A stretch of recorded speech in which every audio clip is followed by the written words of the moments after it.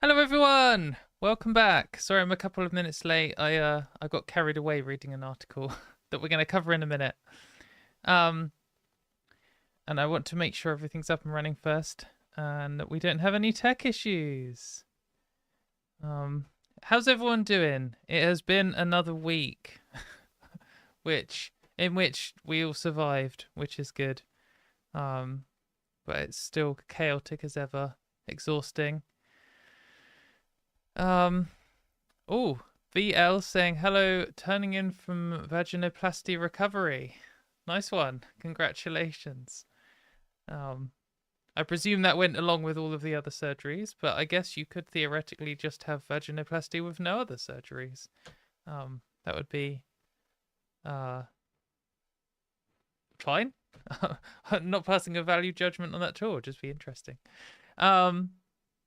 Yes, I am recording local. Thank you very much for reminding me. That is much appreciated, but I've already clicked it. So I haven't really written a checklist. I really should write a checklist. I had to faff around for like 2 hours last week because I forgot to press the record button, and I wanted to have the video in the same quality as everything else. Otherwise, it would be all low quality and rubbish. Yeah, we got a bunch of stuff to talk about this week. Quite a few things. I'm gonna try. Usually, I try and cover like 6 or 7 things, so I can make like a week's worth of videos. But for the next couple of weeks, we're gonna cover like 9 things, so that I can make enough videos, so that when I'm on holiday for a week, there are enough topics to cover for the whole week. So that's exciting. We'll see. We'll see how the ranting goes. See how my voice holds up. But yeah, there's a range of stuff. Hopefully we'll end on some more transvestigation again. I feel like it's always fun to end the stream on some transvestigation. It's just like one of my favorite things. But then we've got some new stuff to cover, positive and negative as usual. So it should be good. How's everyone in chat's week been? Have you survived the current onslaught against trans people, gay people, women, disabled people? Everyone's currently under attack. Got a very kind $4.99 super chat from Jeff saying, thanks for throwing me the finger in your response video. As for grifters, I would argue Dylan Mulvaney is non-genuine. Are you joking? Dylan Mulvaney is like the most genuine person. She's obviously just a bit cringe as a person and is just like that all the time. And she's like, I mean, if she wasn't, I don't know what you mean by non-genuine, but like, if you think she's transitioned for a reason other than just to be herself, and she's gone through literally like a global level hate campaign and still not changed, like, just delusional. I mean, like, the fact, I think strong evidence for how important transition is that trans people will transition despite becoming an increased risk for sexual assault, increased chance of being homeless, decreased chance of employment, increased chance of abuse and stuff. And even when experiencing abuse, even when being made homeless, even being, denied your humanity, like being presented the option of transitioning back and gaining back like whatever you've lost, just doesn't seem worth it. Like,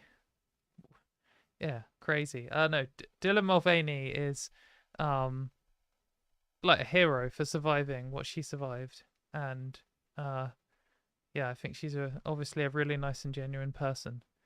And I think anyone who reads her as anything otherwise is probably a bit sus as a person themselves, because it means you're not a very good judge of character.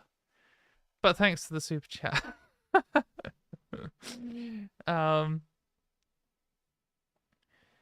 We have actually got, we're actually going to be covering another commenter on the show next.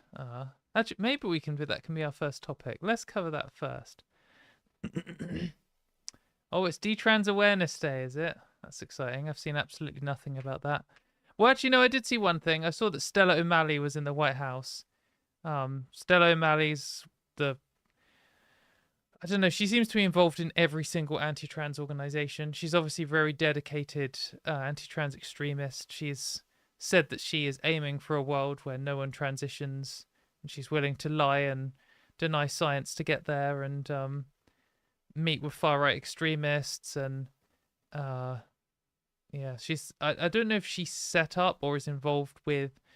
She's got some level of involvement with SEGM, SEGM, which is like one of these fake pseudoscience flat earth groups for trans rights. And there's another one that she's part of, Genspect. And yeah, just a all-round garbage person. But yeah, this Detrans Awareness Day is a thing they've been trying to make a thing for a while. I'm sure the White House will get all in on it because, you know, any fascist thing they can do at all, they're going all out on. But they don't seem to give a fuck about detrans people at all. I mean, obviously. Why am I even pretending otherwise? Of course they don't give a fuck about detrans people at all. The only use that the gender critical movement has for detrans people is as this like shock horror picture of someone who's ruined their life and who can never recover it. This is why we should ban trans healthcare. Like that's so they always are going to treat detrans people as broken, damaged, like horror stories rather than as people. And they don't want detrans people to be happy because then they can't use them as this like source of despair to generate outrage for their followers. So, you know, their detrans awareness goes as far as calling to ban trans healthcare, which a lot of detrans people need in order to transition back to their birth sex. But they never are like calling for better healthcare for detrans people or better mental support or awareness of the wide variety of reasons that people do detransition. Like the majority of the reason that people detransition is because they face extreme backlash and are literally unable to go on in their lives, or because they have controlling parents who control their lives entirely. And it's usually for a temporary amount of time. I know quite a few people who detransitioned and then who retransitioned like 10 years later. Like quite a few of my good trans friends actually detransitioned. I wouldn't be surprised if the majority of people who detransition retransition. But obviously there are some people who transition and find out it's transition isn't for them, and that's it. Though most of the people I've encountered like that are usually pro-trans rights. And they usually, I mean, a lot of them will say that just, you know, exploring in a supportive environment was the most important thing for them. And that's how they realized that transition wasn't right for them. But some of them do say they were pressured to detransition by like the gender criticals and anti-trans cults and stuff, or their religion, or and there's like extreme pressure to get people to detransition, like brainwashing, physical abuse, and everything. And sometimes that, I mean, you could never say that conversion therapy works in the sense that, like, I mean, the goal is to stop people being LGBT, and it doesn't like magically evaporate their LGBTness, but sometimes it can cause so much abuse that, like, it might cause someone who is gay to be in a position where they don't feel like they could be in any relationship, or it might cause a trans person to feel so unconfident in who they are that they don't, you know, feel like they have an identity at all. And in that case, you have bullied someone out of being like happy and publicly LGBT, but you haven't done anything else, haven't achieved anything else. Anyway, yeah, so shout out to any detrans people watching. I think that detrans people are treated terribly, and the media treats you as like just a tool, a weapon against trans people and nothing else. They do not give a fuck. And I guess if you're one of the handful of detrans people who doesn't like trans people who's watching, then you are fighting against people like you and causing harm, like other detrans people. the more strict regulations and ridiculous gatekeeping you put on trans healthcare, the more people there will be who will be forced to lie in order to access any support or healthcare at all, who will then make disastrous decisions and will regret it. So the detransition rate will go up. And then when trans healthcare is removed, if someone's looking to detransition, they won't be able to access it. There'll be no support at all, and you'll be treated like a freak for the rest of your life by people who hate you. Whereas if you fought for science and support for everyone, regardless of who they are, then detrans people would have a lot better support in healthcare and in just life in general.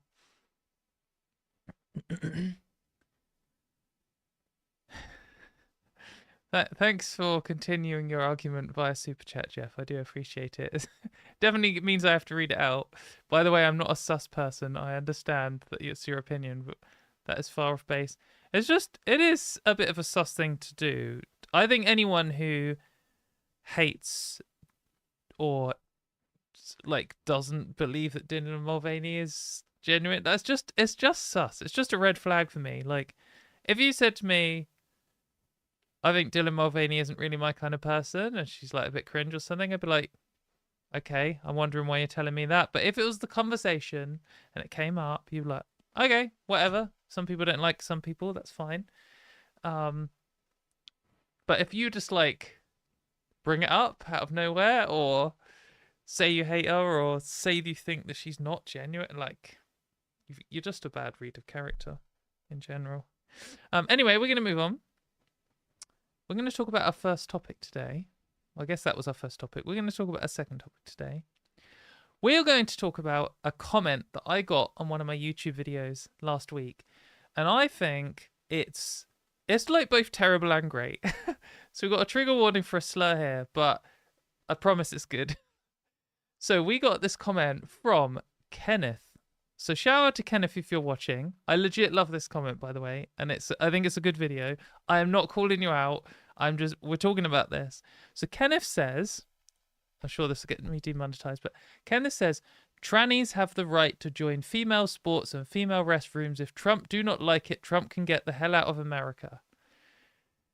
And I responded saying, I'd rather 100 guys like this than a single polite centrist who just has concerns about me using the toilet. And I totally stand by that. And it seems to have done pretty well.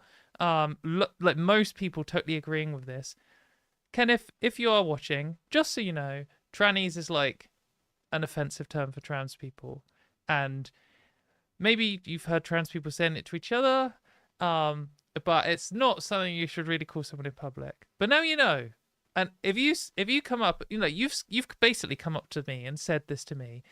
And I've read this as you, someone who has their heart in the right place and cares and like genuinely supports people like me. And that's like great. Like that's amazing. And also it says to me that maybe you haven't spent that much time talking to trans people directly, which is fine because most people haven't. And I think there can be so much like emphasis on policing language. I feel like that's a very like performative liberal like thing to do. It's like the classic, this is like the inverse of the classic situation you have where someone like J.K. Rowling, obviously and undeniably a transphobic extremist, but she has never said the word tranny.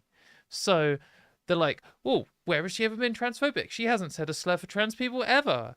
It's like, well, yeah, but just because she hasn't said a slur, that doesn't mean everything she's saying isn't just transphobic hatred.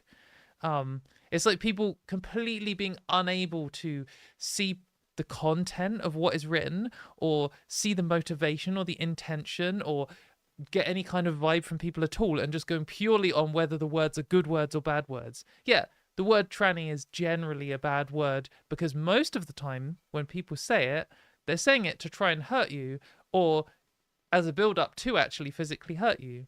But it doesn't mean it always is. Like, sometimes trans people call this to each other as a joke. Like, in some places in time, this wasn't really considered a slur. So, like, the point here is the intention. Like, Kenneth obviously has his heart in the right place and seems like a nice person. And it's right, like, it's not very American for you to try and ruin trans people's lives because trans people have been living in America for years. Maybe go and live in some, like, backwards hellhole where they don't have rights at all, rather than trying to ruin everyone else's life around you. So I guess if you're a cis person and you're a bit confused about what's going on, just think, like, who would be better for you? Would you rather someone who was rude to you, but who, like, donated to support your human rights? Or would you rather someone who was polite to you, who campaigned to, like, take away your freedom? Like, what's more important to you, politeness or, like, actual good intentions? Yeah, I understand the need for politeness to some degree, because sometimes you can use a lack of politeness as, like, to show your bad intentions. But in general, it's just like a complete distraction from, like, what's going on. Especially hate it when, you know, politeness is used to control a conversation where someone will say something really disgusting about trans people, but politely in the eyes of, like, the general cis public. And then if you say fuck off to them because they've said something absolutely disgusting about trans people, then suddenly you're the one being rude because you said a naughty word, whereas they never said a naughty word. They just simply said that all trans people were sex-obsessed weirdos or something. It's like, well, just because they didn't use an impolite word doesn't mean that they were being anything but confrontational, aggressive, dehumanizing, humiliating. So yeah, shout out to Kenneth. I think most trans people would agree that they would rather be, like, in a space with Kenneth than they would with most of the people who, like, write for the Times or the Telegraph or the Guardian or the Daily Mail or something, who might be polite to your face but are campaigning to remove your human rights behind your back. So yeah, what do you think, chat? What's everyone saying? I'm seeing a lot of conversation.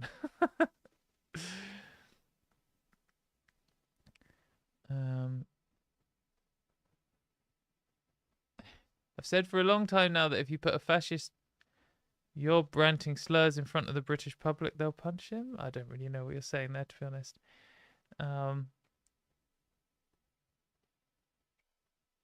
Yeah, I think that it can be maybe like, I just don't know. Sometimes I see people talking about liberal elites and using alienating language, and I do understand that to a degree. Like, sometimes I click on these, like, leftist theory YouTube philosophy or politics videos, and they say so many long words so quickly that it takes, you sometimes have to pause it to, like, digest a sentence to understand what they're saying. And that's fine if that's their target audience, is people who already know all the stuff. But it can be a bit alienating, and I think that, you know, trans people have to be careful not to do that. Not because I'm saying you're morally wrong if you use academic language or anything ridiculous like that, just because we want to win people over. And if someone says the wrong thing, the first thing you should do is, like, encourage them. Yes, thank you, amazing, thanks for being on side. And then if you feel it's, like, it's appropriate and you can get it in, be like, also, just so you know, this word usually means this and not this other thing. Just because it's good to have people on side. And though I do think on the other hand, you do need the right language. Like, if someone says, like, I support you even if you're not a real woman or something, you're like, thank you, but just so you know, that's really insulting. And actually kind of plays into, like, anti-trans rhetoric, and it's quite important that we change away from saying these words. So, like, there's a difference between coming out with the term, like, cis heteronormative and expecting a random person on the street to know what that means. But I think that's, like, one thing is, like, okay, we can't necessarily use this word in a conversation where the audience doesn't know what it means.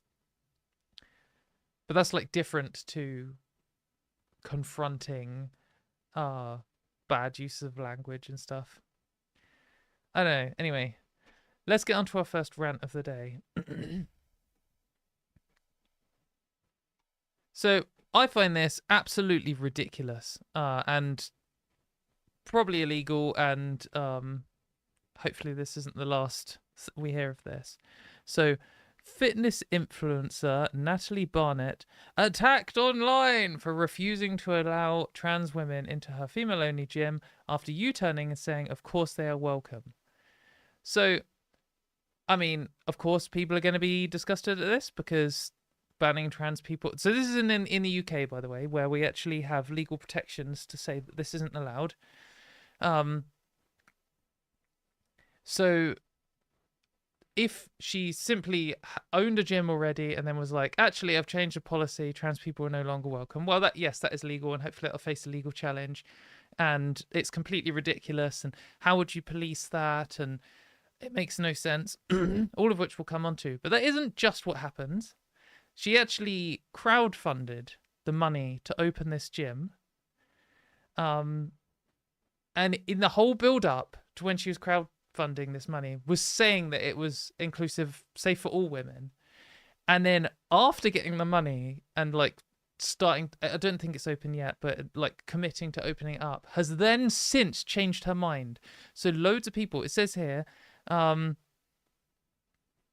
Barnett, who boasts a combined 2.5 million followers on social media, first started raising funds for the space in 2021, she indicated that it would be open to trans women. 4 years later, and with over £22,000, or basically 23,000, raised via GoFundMe, she has backtracked on her initial objective, stating that the gym is no longer trans inclusive, and will be a safe space for biological women. Trans women are biological. All trans people are biological because they aren't robots. Anyway, so she, like, I don't know, lied or has missold what she was going to do, or like, who knows whether she's just changed her mind or whether she was planning to do this all along and knew that she would get more money if she supported more people. It's hard to know. In the UK, I couldn't possibly give my real opinion on that without risking being sued. But yeah, I mean, if you donated to this thinking it was going to be good, and then she's revealed that actually it's going to explicitly target people like you as second-class citizens, then you would be right to be angry. I think it's completely disgusting. I mean, that alone, I think, should be like legally actionable. People should be able to get their money back. But also, in the UK, you can't just blanket ban trans women from many things. So hopefully it will face a legal challenge in that regard too. She even said, I don't see trans women as trans women, like completely nonsense statement. But she says, I see trans women and women. What? And if you identify as a woman, then of course you're welcome. It just seems like meaningless liberal nonsense. She should just say it's open to all women. There she is. But it's actually the motivations for her claimed, like what she claims her motivations are like really grim. So she says,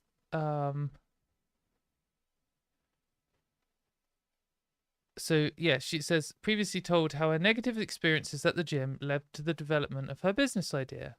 Okay. Staring, mansplaining, being touched, having my space invaded, and feeling intimidated.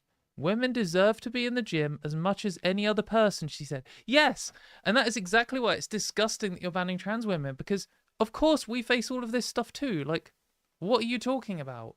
In what world do trans women are magically immune for these things? I also experienced sexual assault inside the gym when I was 18 years old. That is horrific. I'm really sorry to hear that. But I mean, so do trans women. I've never been sexually assaulted in the gym, but I haven't gone to the gym many times. I've only recently started going to the gym this year for the first time, my 35th year on the planet.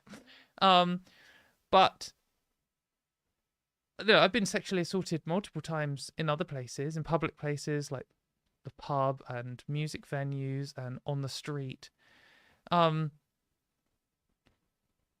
I mean, of course, I think, you know, most, well, I don't know if most women have, but certainly most trans women have been sexually assaulted. 2/3 of trans women in the UK have been sexually assaulted. And this is why it's just like so infuriating. Like, you say, oh, the entire purpose of my gym is literally to combat sexism, sexual violence, intimidation, based on like misogynistic attitudes.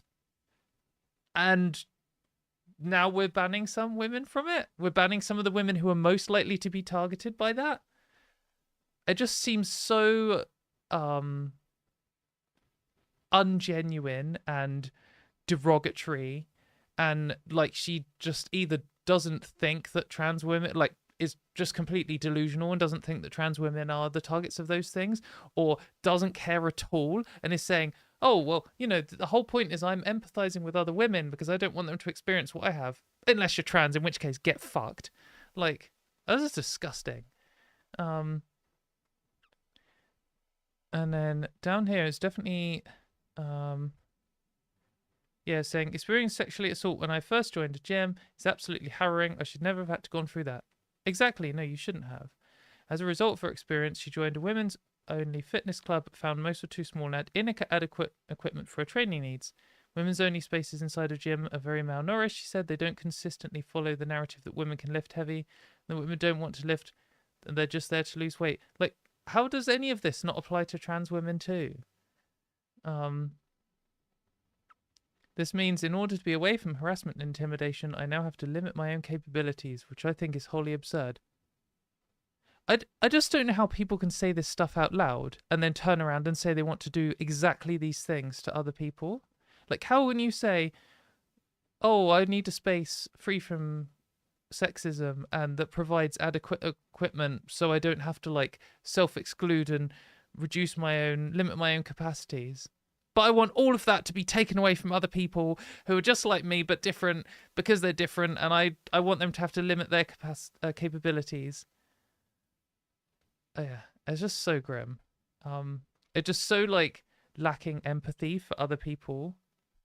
I just don't know why. As soon as someone's like one little bit different to you, is it like? I mean, it's exactly the same as the scare from like the previous moral panic, which was about gay people, where they were all trying to say all this stuff about lesbian women.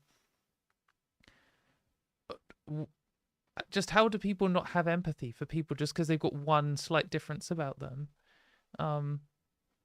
Like just a difference in history.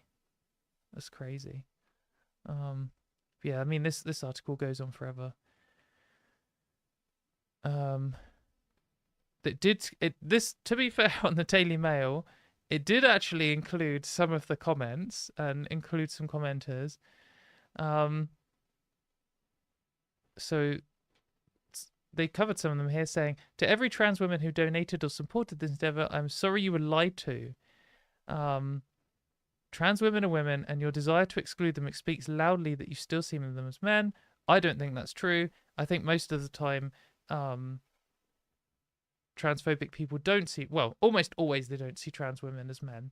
They say they do, or they use that as an excuse to take away our rights, but they don't act like, they don't act towards us like they act towards men. There's a very strong difference in the way they act between us. Women should be able to be protected no matter how they show up.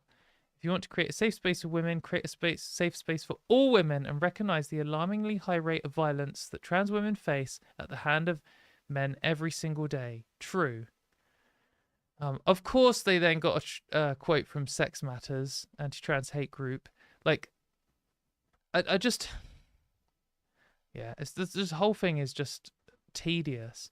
Some followers dubbing her decision as transphobic. Now, I understand why newspapers have to put this in quotes. I mean, the Daily Mail's going to put it in quotes anyway, because the Daily Mail is generally anti-LGBT and anti-women. But in the UK, if I was to just say, I think this person is transphobic, then potentially they could raise a load of money and drag me through court for years and years and require me to spend hundreds of thousands of pounds. Even if what I said was true, it would still cost hundreds of thousands of pounds. And when there's a transphobic billionaires, multiple transphobic billionaires funding the anti-trans movement. They have like unlimited money. It will cost the person doing that nothing in comparison. They wouldn't be dragged through the media. So it's just not worth it. So I just wouldn't say something like that. I couldn't know at all possibly whether this person is transphobic or not. But what I can say in the abstract is that anyone opening a gym for women in order to minimize sexual assault, who then picks a subgroup of women who are more likely to experience sexual assault and bans them, then they're bigoted towards that group. And if that group is trans people, then it's transphobic. Like, of course. Disgusting. Tried to not say that in that meme way then, but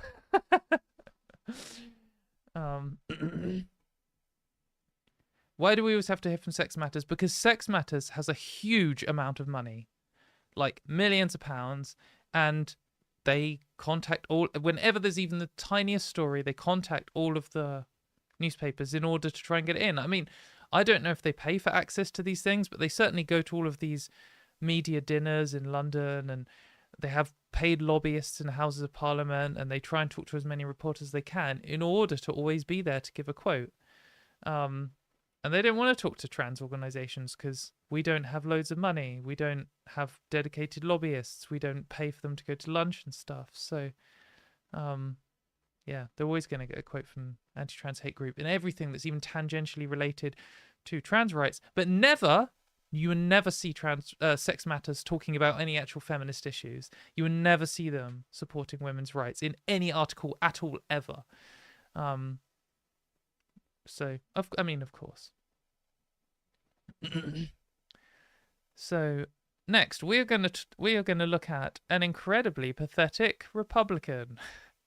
Could you believe it? That there's a pathetic Republican. I know that sounds rare, but here is one. We're going to watch this little clip. So, over here on one side is Sarah McBride, who is the first trans senator, a House member, one of the American Parliament things, which I always get the two mixed up. One of the top ones. She's the first trans woman who's been in that role. There's this little clip here, and again, mild warning for someone being a pathetic loser, but I don't want to say it's good, but there's some positive energy here as well as someone being a loser.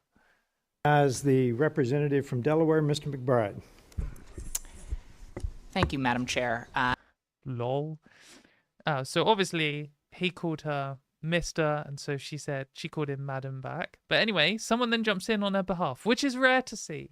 Ranking Member Keating, also wonderful. Mr. Chairman, could you repeat your introduction again, please? Yes,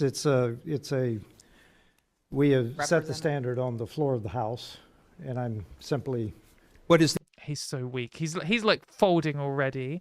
Like, so this guy is the like pathetic goblin, and then Sarah's just like completely pinged it back instantly. And then this guy has confronted him and be like, "You're gonna say that again?" And he's like, it's that standard, Mr. Chairman? Would you repeat what you just said when you introduced a duly elected representative from the United States of America, please? I will. The representative from Delaware, Mr. McBride. Mr. Chairman, you are out of order. Mr. Chairman, have you no decency? I've come to know you a little bit, but this is not decent. We will continue this. You will not continue it with me unless you introduce a duly elected representative the right way. This hearing is adjourned. Pathetic. Absolute fucking loser. Shout out to this guy. He obviously actually, like, you could tell he cared. There's some good energy here. And the thing is though, well, okay, so Sarah just took it well here. She couldn't have possibly been as angry as this guy. If she responded like this, then she would be making news headlines and all of the people would be trashing her and saying that she was angry and violent and an aggressive male. If a cis man does it, they don't care at all. And this is exactly what I mean by, well, they don't care at all. They don't like it. Obviously, this guy had a little tantrum and decided to end the whole meeting and storm out. But cis people, particularly men, are able to have an emotional response in a way that trans people, particularly women, are not allowed to have an emotional response. So that's why if you're a cis person, it's important that you speak up for us, because you see this and you're like, oh, Sarah doesn't even seem to care, and this guy seems to be a bit upset. Like, yet the reason that Sarah doesn't seem to care is because we know that we are not allowed to show any emotion in response to transphobia at all. If you showed the slightest bit of, like, it's like that the It's Ma'am woman from like GameStop or something from like 10 years ago or whatever, who one time got misgendered and was obviously already having a bad day and then got annoyed about it. Probably about as emotional as this dude did. And she was like international news and became a meme just because she got angry once over someone insulting her for absolutely no reason. So that's why if you're a cis person, you see this stuff, it's important that you speak up, because it's not that we don't want to, it's that it's a survival technique. Like, the only reason we're able to survive in a transphobic world at all is by moderating our emotions, like constantly controlling everything, acting in, walking this like tightrope, treading on eggshells. When you're around transphobic cis people, you have to fucking tread on eggshells all the time, because they will constantly like be abusive, hostile, derogatory. And then if you push back the tiniest amount, they will have a tantrum because they are pathetic. This man is pathetic. And like a lot of people pointing out that he wouldn't last even a single day if he was a trans person. Like, transphobic cis people don't know how to moderate their emotions. They can't. They're not dissuaded from doing so because they face like absolutely no pushback in life for who they are. And so they just can't, they don't know how to do it. So here, Ari Drennan is saying, Texas Republican Keith Self, which someone pointed out sounds like when they're like, I'm not going to use pronouns, and so you have to use their name. Like, Keith said that Keith Self would do this. Anyway, kind of a funny name. Keith Self storms out of the meeting he's supposed to be running because a Democrat asked him to treat his colleague Sarah McBride with respect. These people would not last a day as a trans person. Like, absolutely. The stuff that they subject us to, and we know that we just cannot react at all, is just 1,000 times more than they are even capable of withstanding at all, as they are just like completely pathetic people.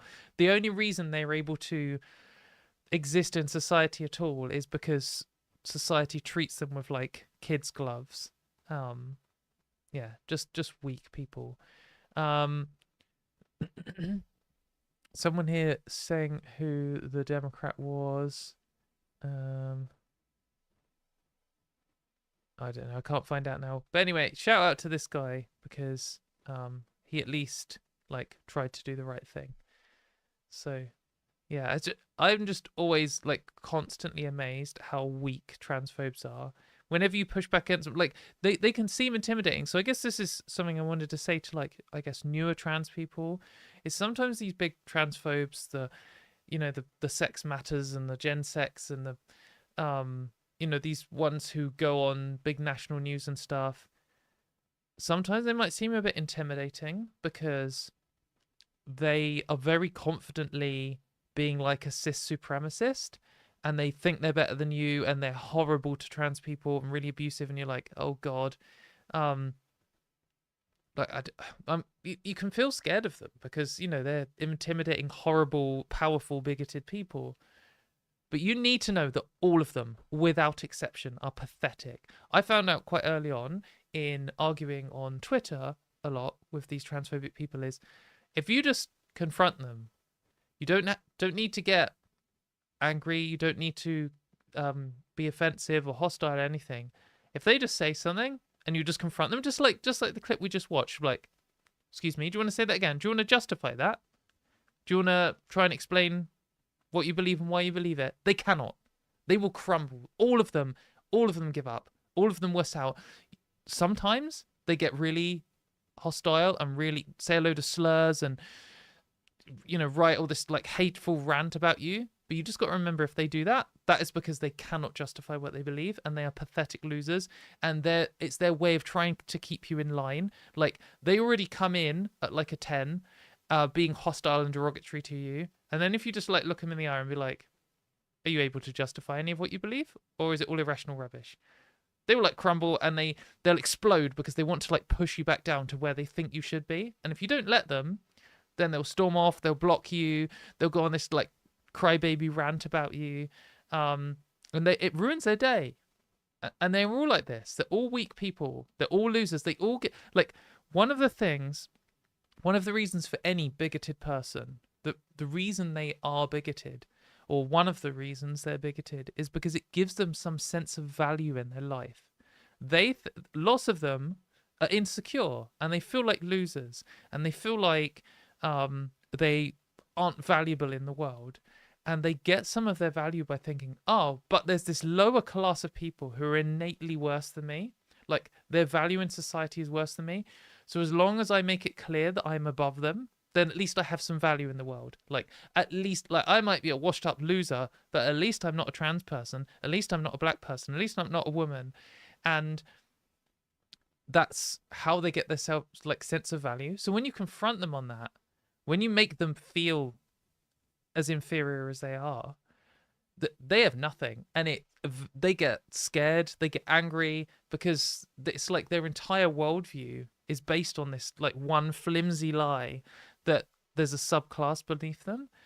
Of course, if you do that in person with one, they might get violent, so you have to be careful. But certainly when it's on the internet, or in a situation where you are safe from violence, like you would hope Sarah was in that situation, if you confront them, then they will crumble. So definitely do it. You always need to confront these people. They need to realize that what they're doing isn't acceptable, isn't normal, it's hateful, and it's pathetic.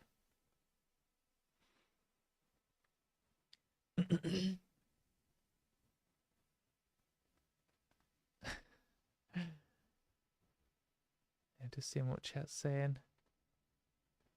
I did hear about Twitter's denial of service attack thing that Elon Musk or someone was blaming on Ukraine. But yeah, I mean, who gives a shit? Like Twitter's terrible, and it's already falling apart. And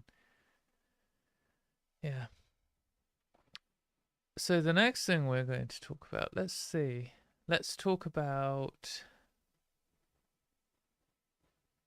Oh God, there's so many flipping advert bullshit. You have to click... Do not sell my... I have to... On this website, look at this. On Out Sports, I have to click on... Do not sell my personal information. That was a box that wasn't ticked to start with. Like, what are you talking about? Why... You should... Like, no, don't sell my personal info.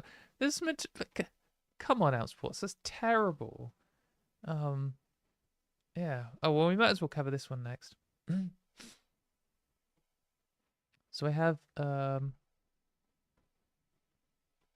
couple of links about this.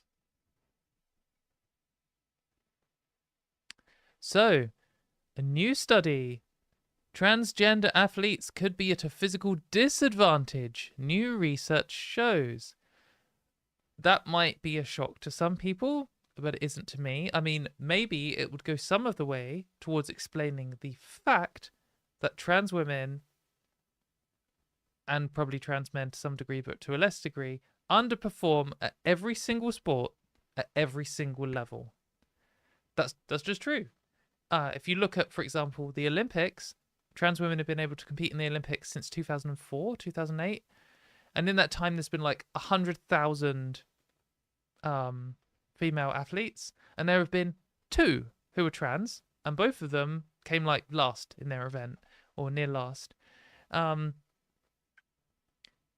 If we were equally, if we performed as well as cis women, then if 1% of all people are trans people, then 1% of all Olympic medals would be trans people. 1% of all the people who got as good for, you have to be very good to get invited to the Olympics. 1% of all of them would be trans people. Like, just in the same way that left-handed and right-handed people, it's like 20% of the world are left-handed. So you would expect 20% of all world-class athletes to be left-handed, because whether you're left-handed or right-handed doesn't affect whether you're good at sports. Whereas if there was something that made you better at sports, then you would expect to be overrepresented. And if it was something that made you worse at sports, you would expect to be underrepresented. So trans women are underrepresented at the highest levels, but actually at all levels. And there are a number of reasons for that, because biological characteristics aren't the only thing in sporting performance. In fact, it's largely down to training and money and time. Anyway, I'm jumping ahead. Let's look at what this new study has found. So, this article has a summary of what the study found, and then this next article we're going to look at has some quotes from some of the people involved in it. But the significant findings from this study are: trans women performed worse than cis women in tests measuring lower body strength. Okay. Trans women performed worse than cis women in tests measuring lung function. Trans women had a higher percentage of fat mass and lower fat-free mass and weaker hand grip strength than cis men. Trans women's bone density was found to be equivalent to that of cis women, which is linked to muscle strength. There were no meaningful differences found between the two groups' hemoglobin profiles. Hemoglobin plays a crucial role in athletic performance by facilitating improved oxygen delivery to muscles. Elite endurance athletes may exhibit up to a 40% higher of hemoglobin compared to untrained individuals. Moreover, the heightened levels of hemoglobin typically correlate with enhanced aerobic performance. So this study isn't saying that all trans women are worse than all cis women at sport. It's also not even saying that on average trans women are worse than cis women at all sports, or even some sports. This is literally just saying what it says here. Trans women perform worse than cis women in tests measuring lower body strength. So even in sports like sprinting or football, lower body strength obviously plays a big factor in that. But it isn't the only thing involved in even just like running or weightlifting. There's like loads of things contribute to it. For example, hemoglobin and lung function and all kinds of things. Like your body isn't just like I think that particularly transphobic people, but lots of people tend to think of human bodies as just being like one unit, or sometimes they think of men and women as like two almost like different species that are just totally different, and they just fall neatly into one of these two boxes. And I think that sometimes even people who don't think that sex is this binary, and they acknowledge that things, there are people who don't necessarily fit into one of the two boxes, don't quite understand how complicated all of the things that add up towards sporting performance actually are. So like you often might see something that, because you could go and present this and you could say, oh look, trans women generally perform worse at something measuring lower body strength. And then a transphobe will come back with a different study saying like, oh, but trans women's muscle fiber density in their calf muscles is actually higher than cis women's or something. And then you both, like one of you's got a study saying that implies trans women are worse at this sport, and another one implying trans women are better at this sport. And it's like, does that mean one of these studies is wrong? Sometimes. I mean, usually when transphobes have a study, it's actually complete nonsense, or it says the complete opposite of what they claimed, or it's a garbage study. But sometimes there are studies which will show trans women have even just a different value to cis women in this thing, and sometimes it's higher and sometimes it's lower. And it's because there are so many different factors. Like there are so many different variables in all of this. Because when you have something like muscle strength, like muscles can be like, they can have the things that affect overall strength are things like volume, density, elasticity, the rate at which blood flows to them, the size of them compared to the bones that they're attached to, the size of them compared to the overall weight, like fat percentage, all of these things, each one of these variables, of which there are like hundreds and hundreds of variables, all contribute to the overall performance of an individual. And most of them, if not all of them, are in some way affected by hormones and medical transition, but in different ways. And it's very complicated to just create some. It's not like you can say, oh, here is the box women and here is the box men. Which one should we put trans women in? Which one should we put trans men in? Because those boxes don't really exist. And also, that they're like loosely defined categories. And also, trans people won't necessarily be in one or the other. They might be like separate nearby groups. And also, it's going to depend on which muscles you're using and which other things you're using, like which bones and ligaments and ratios of like the ratio of your forearm to your upper arm and all this kind of stuff. All of these things can affect it. And for some sports are going to be really affected, like lower body strength, super important in something like high jump, but like completely unimportant in like archery or something. They're the first two sports that came to my mind. That's where you just cannot get these like blanket bans. You cannot look at a single study that measures something like this and make a conclusion based on it. But that is actually what the authors say. So here it's saying similar findings have been echoed in previous reporting.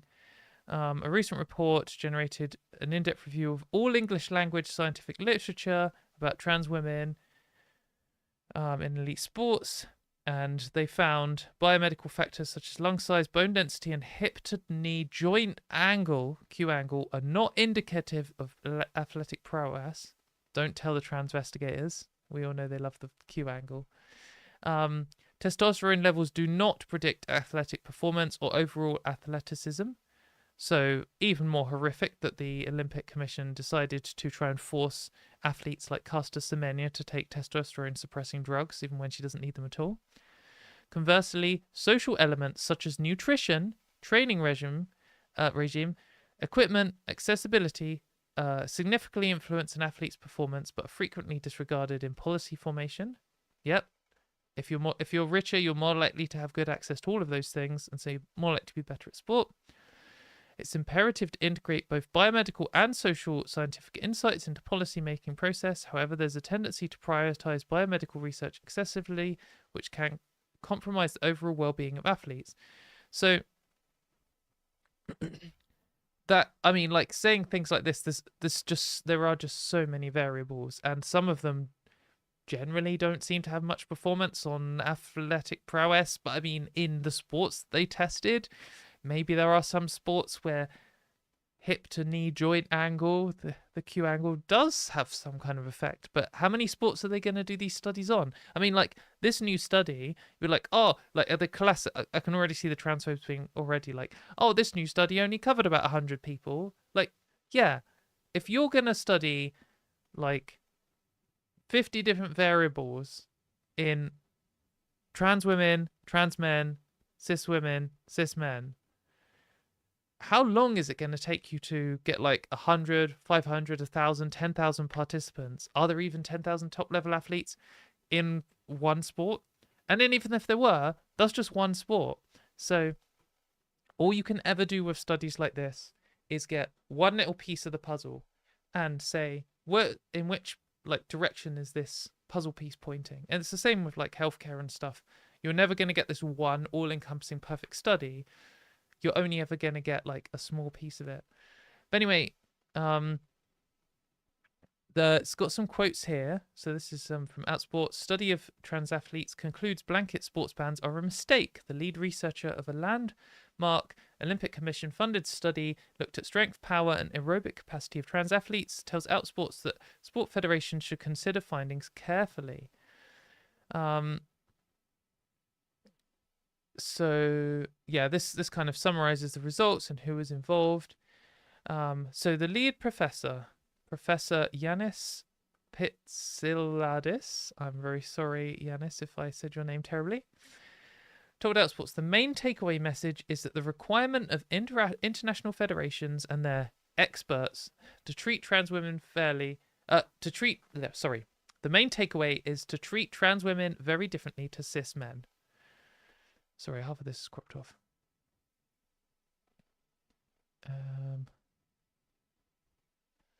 He added, it follows that research conducted comparing biological men to biological women is almost irrelevant in this debate, and evidence from such comparisons should not be used to inform policy as is the case in many armchair professors advocating for the default ban position.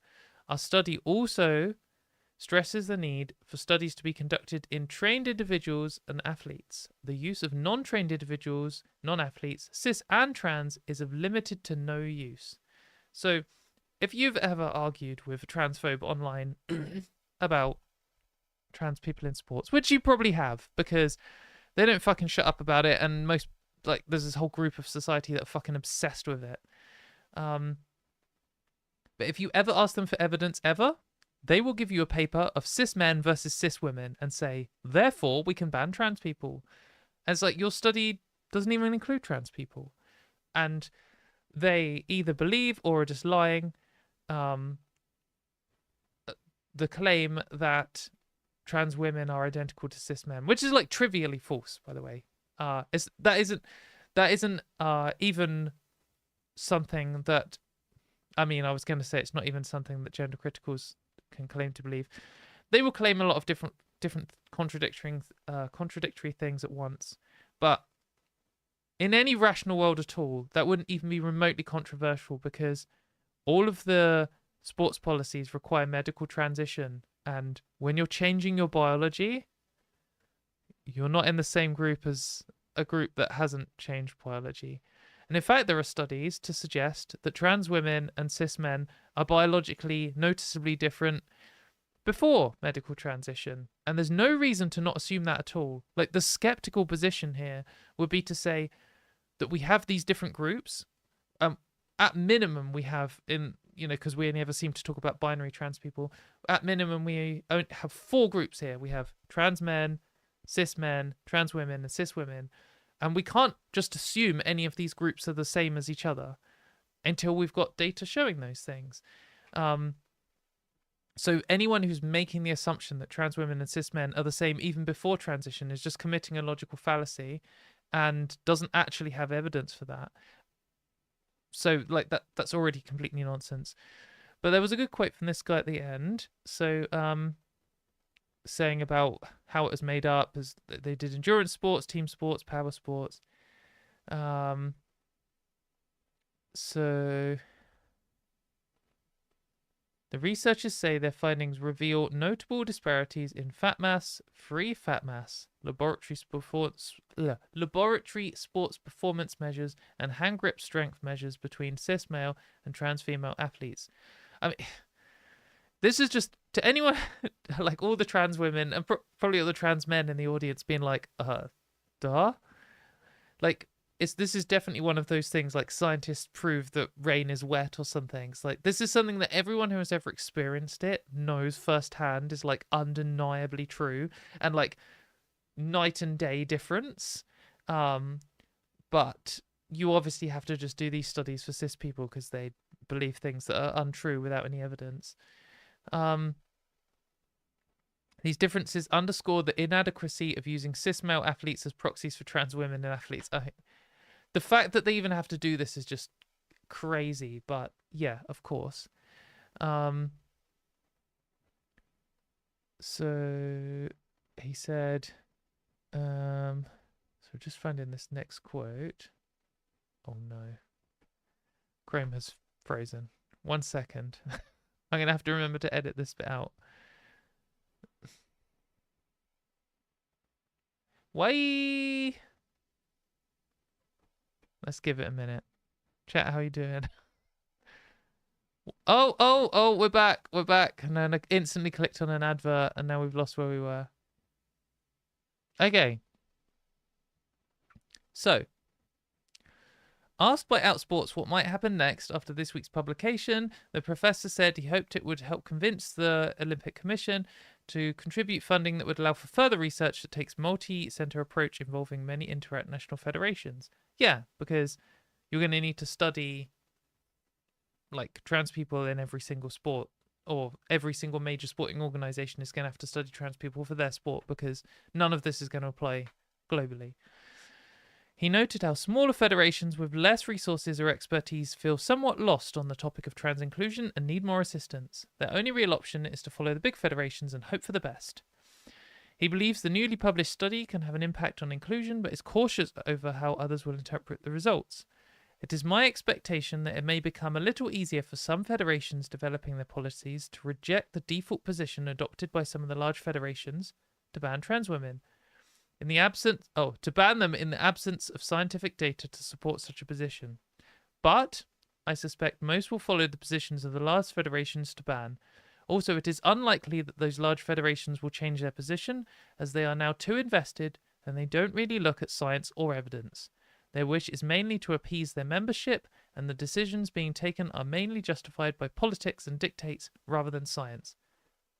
That just sums up literally the entire argument on trans people in sports. It is like 99% angry people who have a gut feeling, have literally no idea what medical transition even is, don't know anything about biology. It's the classic, the 45-year-old cis man who never played tennis in his life who reckons he could beat Serena Williams just because he's a man. Like, it's that kind of person, and they are angry as fuck about trans people. They hate trans people, and as soon as you mention like a 8-year-old girl wanting to play hockey with her friends at some random state in the USA, suddenly he's sending you a video of a MMA fight where a man breaks another man's arm or something, and he's like, you want men to be able to do this to women? Oh, I'm angry about it. And then he's the kind of person that the scientists are up against, and the sports federations are like, well, we could stand by these like group of expert scientists and try and explain to this angry horde that trans people, there's no evidence to suggest that banning trans people makes sense. And in doing so, we will support like a small handful of trans people. Or we could just say, you know what? Fuck it. We don't care about trans people. We don't care about these scientists. We're scared of these angry dickheads. So we'll just throw them under the bus, and that's it. And that's just the reality of what's happened. That is just the whole thing. The whole sports argument about trans people is just angry people who know nothing versus experts, and then the people making the decisions don't really give a fuck, and they're scared of the angry people. Yeah, that's the whole thing. So what else have we got here? We have... Oh, we've got Poppy. Let's have a Poppy break. Look at this meower. Being very noisy. It's 1 hour till dinner time, Poppy. At least. What's that in your fur? It's got like a seed or something. Where did it go? There it is. Right, sorry, this isn't very exciting. Picking a seed out of Poppy's fur. Live on air. Go on, you. Off you go. So this next thing is infuriating. This is exactly what we all knew would happen. But a whistleblower for a GP in Wales has said that Wes Streetings' horrific anti-science ban on trans kids is causing harm to trans children. Who would have thought? So the headline is, GP criticises ban on puberty blockers in England and Wales. The GP said children were buying online homemade drugs or deliberately becoming anorexic. Trans children in Wales are taking extreme and potentially dangerous measures, including buying online homemade drugs or deliberately becoming anorexic because accessing help has become so difficult, a GP has said.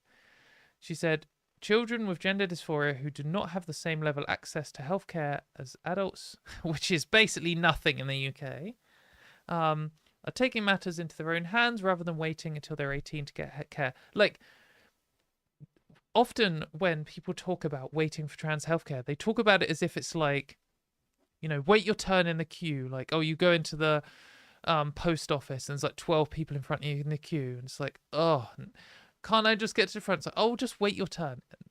that's how they talk about it. They do, like, even with adults, when you say like, oh yeah, the waiting list is like 7 years long, they just say, oh, you just have to wait. It's like, for 7 years, that's like 10% of people's lives to wait in order. And like, this isn't, as well, it's not like waiting to, you know, send a parcel or something that's like, oh, finally, that's out of the way, cool, we're done with that. It's like literally waiting to get healthcare to start living your life in a lot of people's cases. You know, it's just like you're just in this limbo where you're barely even existing. You're just like, what's the point? You're just throwing away 10% plus of your life. But for children, it's even more extreme, because obviously puberty is a thing which actually changes a lot of your body, unlike what transphobes will say, where they think that sex is nothing to do with hormone changes at all, and there's no sex characteristic changes during puberty or anything like that. But puberty and transition change your sex characteristics a lot, and that is incredibly distressful, which I can attest firsthand. So of course, yeah, rather than I mean, of course people take matters into their own hands. That's just like inevitable. That was always going to be the case. And when Wes Streeting and Hilary Cass decided that they were going to just throw all of the evidence out, they knew this would happen. Like, of course they did. They just didn't care, because they made no attempt to resolve this at all. And they knew for a fact it would happen. The GP, who has experience working with children, said the UK government's ban on puberty blockers has had a host of unintended consequences. I doubt whether they're unintended, but it certainly had consequences, including teens travelling to Northern Ireland or spending thousands of pounds on treatment through private providers. She said bans on treatment for teens are not only creating a generation with poor mental health and potentially physical problems, but leaving them only able to access treatment at a later stage when it is more invasive and costly and less effective. For some reason, this article has a lot of white space, so we're just going to skip past that, but it does continue. There it is. The ban on puberty blockers in England and Wales was made after Cass, blah, blah, blah, it's a load of rubbish. We're going to look at that more in a minute. Said there was a lack of data, but that wasn't true. The GP, who was asked not to be named, but who treats patients in South Wales, claimed that a whole generation of trans children are being failed. She said this encompasses a number of issues, including continued ban on puberty blockers, which she said has removed a form of medication which she claims was reversible, although the Cass review has said the effects of which on a young person's brain development were yet unknown. I'm not necessarily a fan of this, like, reversible angle, because it's kind of treating puberty blockers like, I mean, they are a compromise. They're a compromise for cis people who think that LGBT people don't know their own minds. I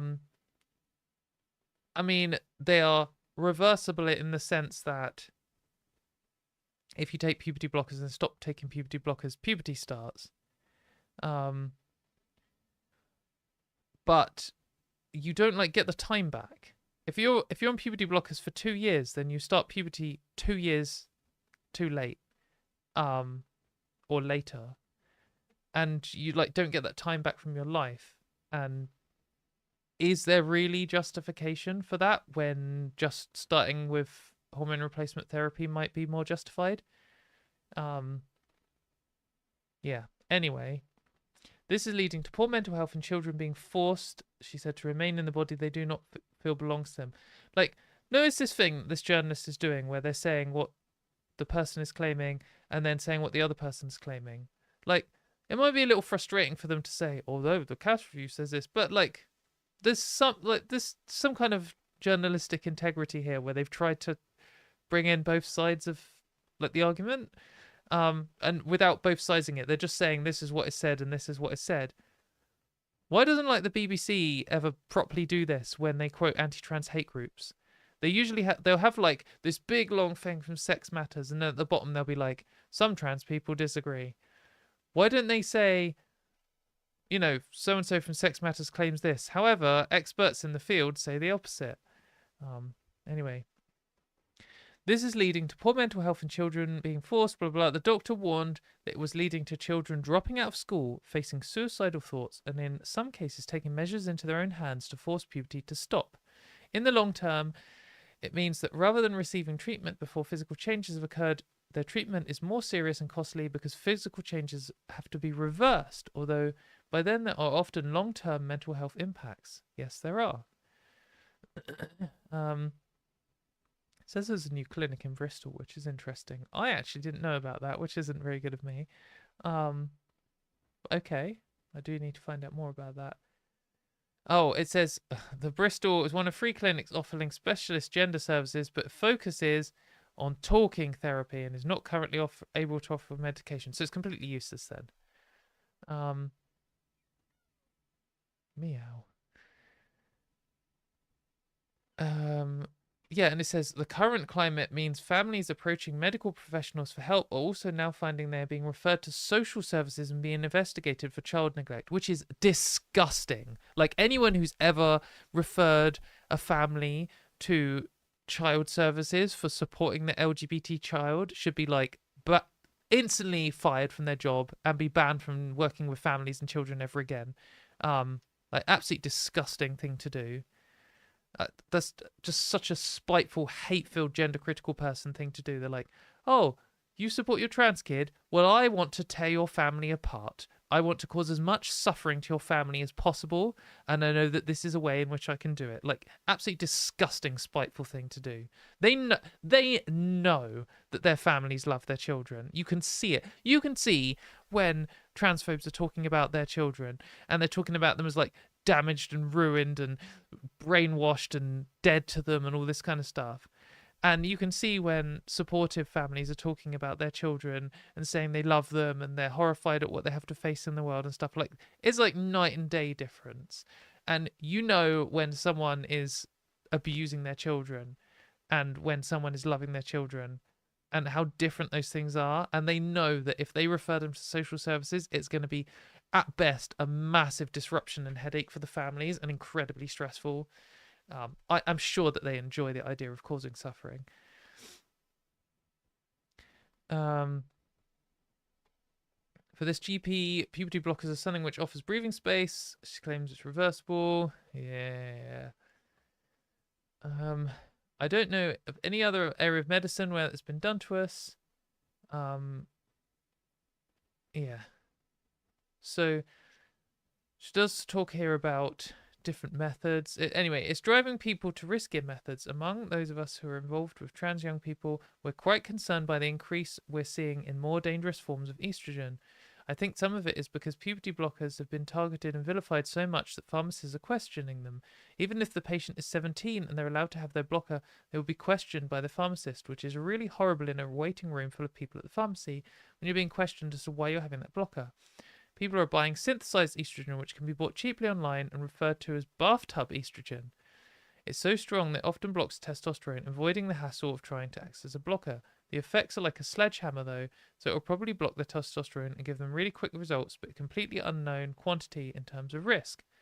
Yeah, I mean, this is the same. Like, banning trans healthcare is going to be exactly the same as banning abortion or any other important life-saving medicine. Which improves people's lives. All that's going to happen is the people who need it will suffer. Some of them will get caught in horrible legal conditions for absolutely no reason and be punished for just trying to exist. And loads of them will take things into their own hands and they will buy stuff off the internet that isn't regulated, or they will obtain it from a friend or something, and then they will do it without guidance and supervision and without checkups, and they will risk their health. Like, you can't, the classic line has been for ages, you can't ban abortions, you can only ban safe abortions. And that is true.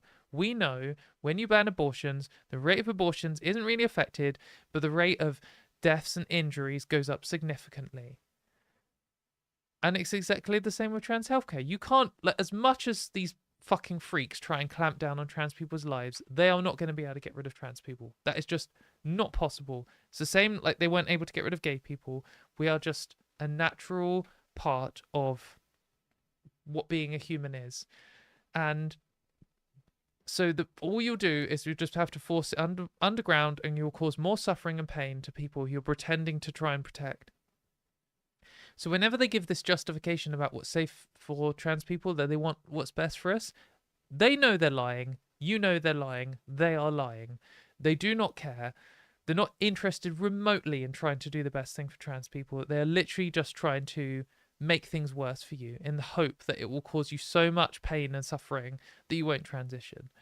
Like, it's the Helen Joyce, these people are a huge problem to a sane world and they need to be prevented from transitioning, like, school of thought. It's the same as the anti-abortionist, like, where they consider women who've had abortions to be murderers, so then they suddenly then want the death penalty for them. Like, they're not pro-life. They don't give a fuck. They just hate the people who need this healthcare. The aim of transaffirming treatment is to do it slowly over a period of 3 to 5 years to mimic normal puberty, but if you don't have this happening in a medical environment, people are forced into making it up as they go along. Yeah, I mean, of course. So it's just horrific. But related to this, we might as well cover this at the same time. So obviously this Cass scandal has caused like ripples around the world basically, and is being used to justify taking healthcare away from innocent children. And loads of countries are speaking out about it. So in the last like few weeks worth of this show, we've covered how France and Australia and Spain and a bunch of other countries, most recently Poland, have all done their own internal reviews of trans healthcare. And they've come to the opposite conclusion of the Cass review because they put actual experts on it, and all of them have criticised the Cass review and said it's a load of rubbish. And we've got another one to look at in a minute. But first, one of the like compromises of the Cass review to make it not look like a total sham was that they said they were going to start a new study into healthcare for trans kids. Another one, they will, whether they run it or not, who knows, and whether it will be run by a load of transphobic dickheads who mess up the data on purpose, who knows. I have absolutely no faith in it at all. However, the idea of doing another study is, on its own, in a vacuum, not inherently bad. They could have done that without, like, what they've actually done, or that they're doing this study to try and make it look like, oh yeah, we care about this. But what they've actually done is banned healthcare for these innocent children, and then just done nothing for a bit. Like, if they do a study, it will be at the end of this year, start of next year, just a whole year where you just take away healthcare from children for absolutely no reason at all, completely unjustifiable. But what that has done, obviously, is it gives the quacks and extremists and gender criticals time to try and oppose the study even running at all. So this guy, David Bell, who's never actually worked with trans kids, is a complete quack. He's saying, it's beggars belief that after the Cass review, we would even consider a clinical trial of puberty blockers. Actually, the Cass review's main thing is it recommends a trial of puberty blockers. So when you say after the Cass review, you mean despite the Cass review. I mean, like, even the Cass review, even as terrible and like fraudulent basically that it is, it as like as much of a like scandal failure of its duty it is. The whole thing was a setup. You know, the Conservative government handpicked Dr. Cass 1 out of 1, a non-expert in the area, specifically someone with gender critical sympathies, to do this like fake review where she threw out 99% of the evidence. Even that still recommended doing some more studies, because how could it not? Like, its main argument is there's not enough data to justify this. So how could it conclude, therefore, we shouldn't get any data on this? It can't, because it's complete nonsense. But that doesn't stop the gender criticals from arguing that, because very transparently, they don't want anyone to transition. They don't want more data on this, because they know if you actually did a study on this that passed through like peer review and the wider scientific medical community decided was like worthwhile, then they know it's going to show that trans healthcare is beneficial for trans kids. They already know, like, all of them know this. They already know they're lying. Like, when they say, oh, there's not enough evidence, it's not like, oh, we've got 10 pieces of evidence and 5 of them are like pro-trans healthcare and 5 of them are anti-trans healthcare, so it's hard to say. It's like we have like 1,000 bits of evidence and 997 of them say that trans healthcare is beneficial in their small study that they've done, and 3 of them are like inconclusive or whatever. It's like we were saying earlier about the sports science. It's like it's very hard to do one big study which encompasses everything and gives you one final conclusion. You can only ever do these like little studies that add up into a big patchwork and show like the bigger picture. And this new study, at best, will just be another one of those, and they know what it's going to show. Like, we know what it's going to show. The gender criticals know all the same things that we do. They just believe it's morally bad to be trans. So, of course, this fucking loser is trying to ban the study. But yeah, it's just utterly pathetic. Like, it's ridiculous that this person is treated with any credibility at all. The only reason he's treated with credibility at all is because he is Dr. David Bell and he is gender critical, and so the media will just platform anything he says without any fact checking or anything at all. I have witnessed firsthand the grave dangers posed by the rush to medicalize childhood gender distress. He hasn't actually worked with trans kids, by the way. So former psychiatrist, so not an endocrinologist, not an expert. But yeah, he's an anti-trans activist and a dickhead and loser. But the gender critical movement is always going to say that there's not enough evidence for anything to do with trans people. Sports, healthcare, like inclusion in society, they will always say there's not enough evidence. Like, even if you had 1 trillion pieces of evidence, they would say that was not enough. Even if a study was of 7 billion people on Earth, they would say it wasn't 8 billion, so it wasn't enough. But they will always fight against having more data because they know what the data is going to show. And like, that is how you tell. Like, if you approach a new topic and someone is saying to you, hey, you don't understand anything about this topic and I do, and I'm telling you there is not enough data to draw a conclusion. If they then say, so that's why we need to get more data and I'm pushing for us to get more data, you should be like, oh, okay, well, at least that adds up. They might still be wrong, but there's nothing contradictory in the two things they've said there. If they say there is not enough data, we can't come to a conclusion, and I am also like hardline opposed to getting any more data, then surely that's sus, right? Surely you'd be like, wait, what? What? You don't think there's enough data, but also you don't want more data. Suspicious. Oh no, I missed out a part that I was going to talk about on the sport thing. It's all right. I'll try and remember to edit in afterwards. So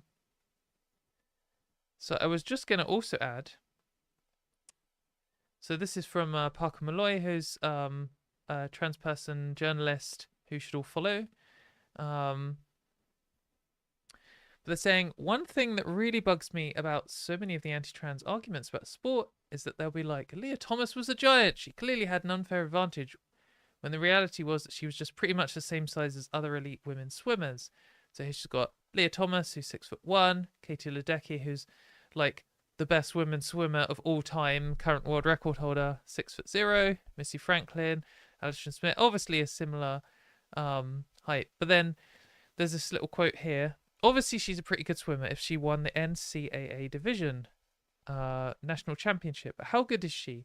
By the way her story has been covered in the media, you'd be forgiven to think that she was quite the aquatic equivalent of Billy Madison playing dodgeball. I don't know what that means, but presumably they're a good dodgeball player. Okay, so in her 500-yard win, did she set the world record? No. Did she set the NCAA record for that race? Also no. That would be Katie Ledecky, whose 2017 time of 4:26.06 is 9 seconds faster than Leah Thomas's finish. 9 seconds in a 4.5-minute rate, like swimming race at an elite level, is a huge difference. Did she even set the pool record? Yet again, no. By 3 seconds, which is a bit closer. But none of it really matters. She's going to be talked about for years to come like some sort of world beater Whether she was actually dominant or not is beside the point, at least in the context of the current panic over whether or not trans girls and women should be allowed to participate in sports. Exactly. Leah Thomas was just one sports person who was obviously very good and then was exaggerated to the point of insanity, where when I first encountered Leah Thomas, which was like, yeah, probably like days after or hours after the first, when it started blowing up, I was already told that she was like the world champion and had crushed this record, like to the point where no cis women could possibly ever hope to break it. Like that was how it was introduced to me. And I looked it up and I'm like, oh, that's not true at all. Like she won a race. She didn't crush anything. And like, oh, she's a giant. And like, oh, she's just the same height as the other people who are like good at swimming.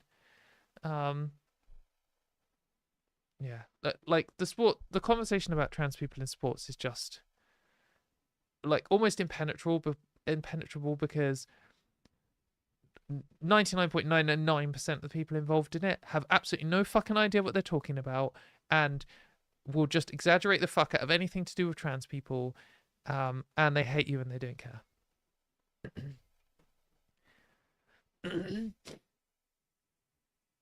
Right, let's talk about how much time we got. We're at 9:30. How's everyone in chat doing? 6 inches or 6 foot. Did that get mixed up? Hang on. Oh no. It does say 6 foot. It is funny when people mix up inches and foot. It's like the what's Spinal Tap thing where they order a 10-foot Stonehenge and then they get a 10-inch one because they wrote 2 lines rather than 1. Even if she was 7 foot, it shouldn't matter. Yeah, it's a classic when it's like Mayor Forstater recently was doing a thing where she's like, oh, Dr. Upton is always shown in pictures in a way that makes her look shorter than she is, and she's actually 6 foot tall. It's like, okay, some women are 6 foot tall. Some cis women are significantly taller than 6 foot. And does that mean they are less deserving of rights, or they're more dangerous, or they're more scary, or is it actually completely meaningless and is orthogonal to what you're talking about at all? Yeah.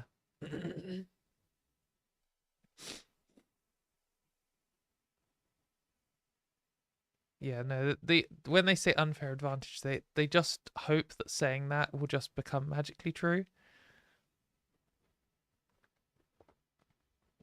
They didn't actually have any evidence for it. And I mean, yeah, like one of the responses is, well, everyone who's good at sport has an unfair advantage, and that is true. But I don't think it really addresses the spirit of their argument. Like, to an observer, if someone's watching you and someone's like, trans people have an unfair advantage, and your number one response is, yeah, but everyone who's good at sport has an unfair Poppy. Shredding my tights. Sorry, she was shredding my tights. Go away, you little goblin. If your first argument is, yeah, but everyone who's good at sports has an unfair advantage, then it's like you're conceding that trans people have an unfair advantage, and you're saying, well, I don't fucking care. Well, you could make that argument. I mean, even if trans people were trans women were dominant in the sports, does that really justify banning them? Like, are trans women less important than cis women?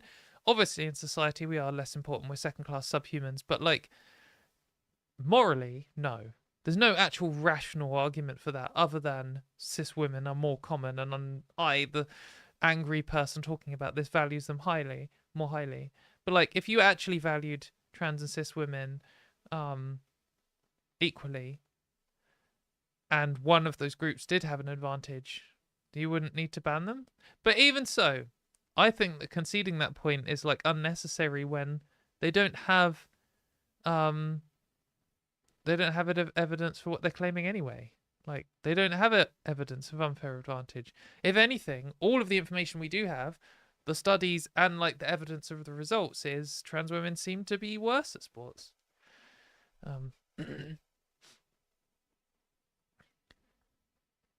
Not one person is the other sex, though. I have no idea what that's supposed to mean.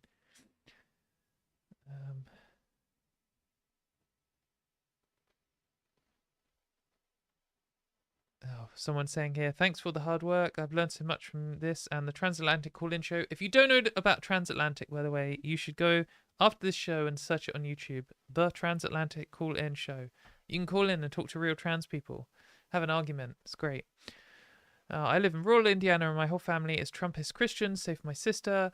And so thanks for helping us stay sane. Yeah, do your best to stay sane if you live in Trumpville. Bad times. Anyway, let's keep going. So next we will talk about this. Of course, another one of these has happened. Cis woman confronted by police officers in Arizona Walmart restroom for looking too masculine. Speaks out. Exclusive. Now, it just happened that we saw the picture of this lady, but when you read these, like, cis woman accused of being a trans woman by angry dickheads, like, you can usually assume that they're going to be a person of color because they are usually racists are the ones being transphobic and the transphobes are the ones being racist. There's definitely an overlap between those two groups. There's an overlap between the outlook of those two groups, and which means that they're more likely to be one if they're already the other. Like we just saw with J.K. Rowling targeting the two different people at the Olympics, two different women at the Olympics, and constantly whenever it's like, oh, another athlete has been accused of being a man by the people on the internet, it's like, oh, is it a woman of color? Is it? Okay, what a surprise. Yep, a black 19-year-old cisgender lesbian from Phoenix is demanding accountability after she was confronted by two male sheriffs in the women's restroom. So actually, let's go over her thing before I sum it up. Kalea Morton, who describes herself as a stud or masculine presenting woman, says the deputies were called by the store employee who allegedly assumed she was trans, as if that would justify doing that. She detailed the humiliating and distressing encounter. She said that she had entered the restroom with her ex-girlfriend, who handed her a tampon, when two male deputies stormed in, shining flashlights into the stall and demanding she exit. So just to be clear, just to summarize what's happened here.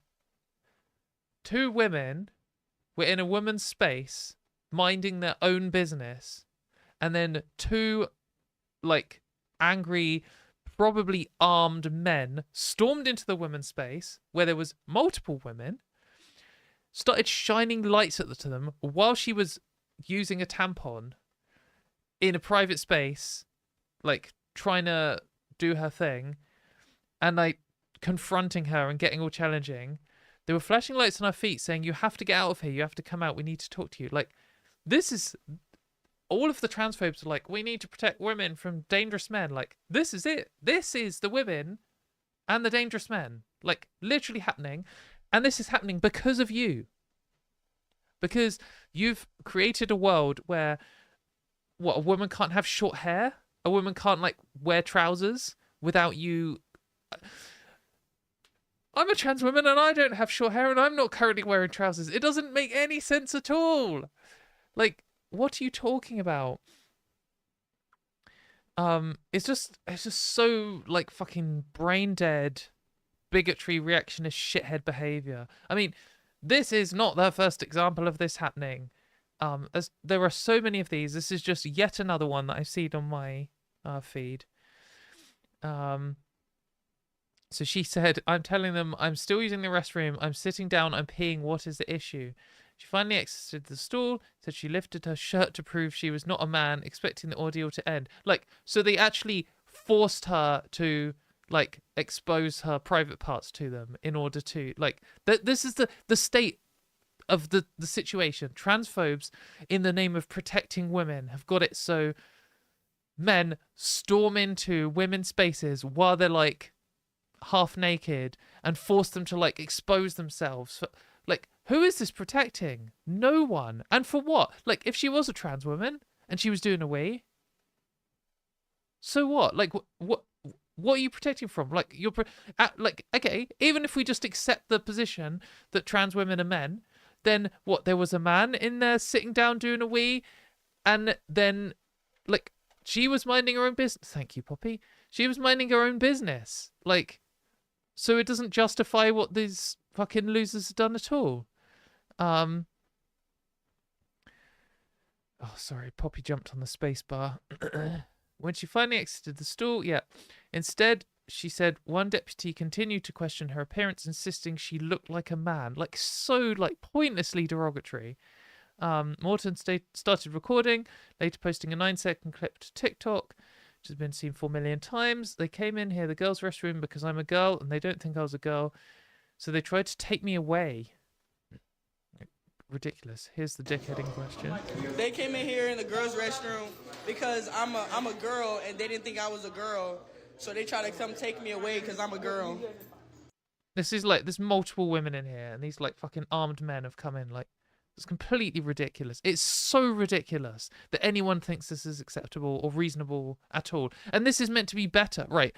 So a world in which random fucking armed men storm into the toilet and start threatening people, that's apparently preferable to a world where what we've had for my entire life, where people like me just use the toilet. Like, they really want this thing where, like, this woman could have easily been in danger. You know what the fucking American police are like, where they just storm in and shoot a black person for absolutely no reason. I mean, what if they had done that? And you think that's preferable than to me just getting on with my life? The only men in the women's restroom were the cops. This is what makes this so frustrating. If you think a man is in the restroom, why send male officers instead of female officers? Because they don't actually fucking care. They said it's investigate. Nothing will come of an investigation. When they were asked if they're frequently called to the Walmart location for shoplifting or drug-related calls, he declined to comment. They're investigating it. Yeah, just ridiculous. And, you know, only more of this is going to happen. Oh, come on, P. Sorry, she's being really annoying because she's hungry. And more of this is going to happen. Like, Trump's America is getting more and more transphobic by the day. More and more women are going to get confronted. It won't be long until a policeman shoots a cis woman, who almost inevitably will be a woman of color, because there's transphobic losers. I mean, there'll be one. It's like a matter of time. I'm not like trying to cause fear or anything. I'm just saying that is the result of transphobic fear-mongering, and that's the result of transphobic bathroom policies, because it's just so unreasonable. The response to it is just so insane. Like, even if everything the transphobes said were true, it wouldn't justify what they want, but literally nothing of what they say is true. Like, I use the women's toilet every single day of my life, apart from days where I don't leave the house, which isn't many. I rarely goblin mode. I go out most of the time, and if I'm out for more than a few hours, I go for a wee, and that's been the case for like over 10 years. And why do you need to stop that? Why do you need armed men storming into places to stop that? Like, what are you gaining from that? You're not gaining any safety or protection, because clearly that woman was in way more danger with that happening than if that didn't happen. And so were the women around her. And yeah, someone in chat saying American police officers are also known for committing sexual assault. Exactly. I mean, we just had it in the UK a couple of years ago, where a police officer raped and murdered a woman. And he wasn't the only one. Like, there's not a one time ever happening. It does happen. Like, statistically, you're way safer around a trans woman than you are around a policeman. So it's just so ridiculous. I really think people need to point that out more often. Whenever they're talking about birth room bill, you need to point out, like, you're trying to ban trans women, which have never caused an issue ever in the decades and decades, longer than you've been alive, that they've been using women's spaces. And yet you want to force men into there to, like, what, demand to see women's breasts, like, and genitals? It's just so ridiculous. It's so infuriating that this whole thing is so, like, as soon as you approach it rationally at all, nothing that the transphobes want is even remotely justified. But most of the time, no one's ready to approach this in a rational way. Right, we've got a couple more things that I want to cover. So let's do this one then. Let's talk about it. Trump decried millions spent making mice transgender. It was cancer and asthma research. Like, this is just, I mean, this is like a classic transphobe thing. They just say something that's obviously a load of bullshit and a load of people believe it, because as soon as you say anything about trans people, a whole segment of the population will just instantly believe it if it's negative. If you say they were trying to make mice trans and they're wasting your money, doesn't matter. Doesn't matter how insane that is. They will just instantly believe it. Yeah, and like, it is true. The president's address to Congress included a line designed to go viral in the right-wing misinformation machine. I don't think that Trump actually believed this. It's like with the they're eating the dogs, eating the cats thing. It's like with the transgender illegal aliens thing. He is like, Trump's an idiot, but he's not like, he's good at media. And he knows if he says something like this, something exaggerated to the point of insanity, he knows that the entire media, like left to right, will have to talk about it. And then they're all talking about him, and they're all talking about his speech, and then they will have to fact check it, and then they have to blah, blah, blah, and then suddenly everyone has having a conversation about whether we should really be doing research on cancer and asthma, and then, you know, it's like a wedge thing. And if you say it about trans people, then instantly a load of right-wing people would just believe it, like just as true, and then you have people on your team instantly.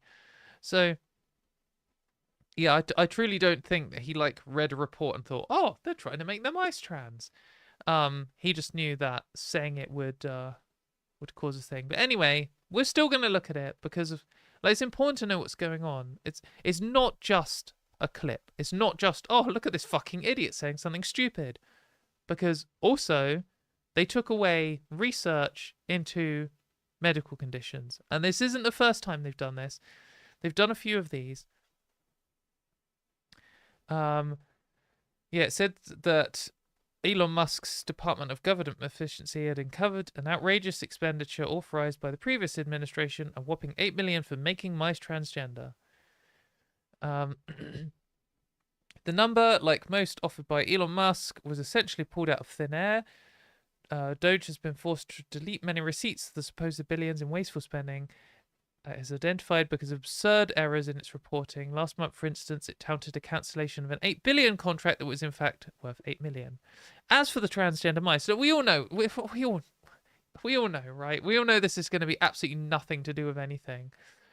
It's possible that Trump's regime's sweeping efforts to roof out language associated with diversity, equity, and inclusion led to them health studies that involve transgenic mice, lab research mice that have been genetically altered to better model human disease response.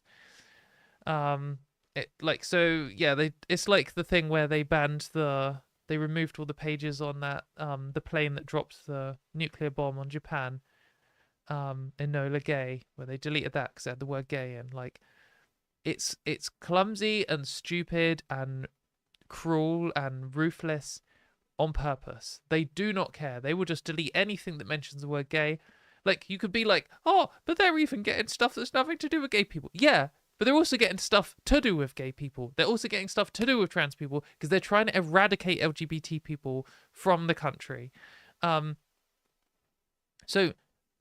of course it's caught up, the word transgenic. Of course it's like fucking randomly targeting all these other things because they don't care about any of this stuff either. They don't care if it cancels cancer research. They don't care if it cancels asthma. But the thing is that you should care for two reasons. You should care that asthma research is actually important and can save people's lives, and you should also care that trying to ban anything to do with the word trans is evil and is harming trans people, not just because it affects you. In removing certain words from the federal agency documents, the administration has repeatedly deleted documents unrelated to its cultural concerns, including the database that helps doctors determine whether to test pregnant women for HIV, and sections of the IRS employee handbook. But anyway, yeah, so it says... right. The page tallies up spending on in a completely misleading way in order to arrive at an arbitrary number. One line item for more than 3 million was research examining how sex-specific inflammatory mechanisms controlled by hormones may contribute to asthma, and whether estrogens account for higher prevalence in the chronic lung disease in women. So, literally just like asthma research, is this this is what we were talking about recently in a previous episode about how it looks like it's sex specific. This is something that is sexually dimorphic, asthma. Women are more likely to have asthma. And then, what is it? Is it the innate female magical gender critical essence? Or is it chromosomes? No, it's controlled by hormones. So when a trans person transitions, what would you expect? Which of the two biological dimorphic modes would you expect them to be nearest? The one, if it's controlled by estrogen, the one with a high estrogen, the one similar to cis women, or the one similar to cis men? Well, we probably don't have any data on it because they never study trans people and we just have worse healthcare. This wasn't even a study on trans people. It was literally just where the hormones affect things, which is important to do in any medical research. But you would expect trans women to be closer to cis women in this because the part of sex which actually affects this is the part which most trans women change. A different hormone study, priced at 1.2 million, used the term transgenic, not transgender, in mice. About 2.5 million went to a fertility study. Another project looked at how gendered hormones affect the gut microbiome of mice. So this is, again, what I mean by sex isn't binary, and also by it's not just genitals. There's loads of stuff which is sex dependent in your body. And it's even which bacteria are in your gut and how that affects loads of things in your life, like your digestion and how your lungs react to things. Even those have sex differences, and those sex differences are caused largely, at least implied by these studies and other studies have seen, by hormones. And you change hormones, so those parts, at least to some degree, are likely, but we don't know because we don't have studies in these things, are likely to transition too. And so when we're talking about this, the classic, there's two treatments, one for men and one for women, which one do you want? It's well, if it's asthma, it sounds like the one for women, because it sounds like it's affected by estrogen. Of the highlighted research that does address trans health, there is a 300,000 analysis of breast cancer risk for female to male trans individuals taking testosterone. Nothing to do with transitioning mice, of course. There's another one. Doge mischaracterizes the study as transgender, and USDA cancels it. So, this is another thing, by the way. The exact same thing again, because they're just going to do it loads. Last Friday, the secretary stated that a 600,000 grant to Southern University in Louisiana was being revoked for studying menstrual cycles in transgender men. So again, even on its face, this is immoral, because why shouldn't there be a grant into studying menstrual cycles in trans men? Why wouldn't we want to know more about it? There's no justification for not wanting to know about it at all. You could say, oh, that money could be better spent elsewhere. You could say that about any research. You could say that about NASA.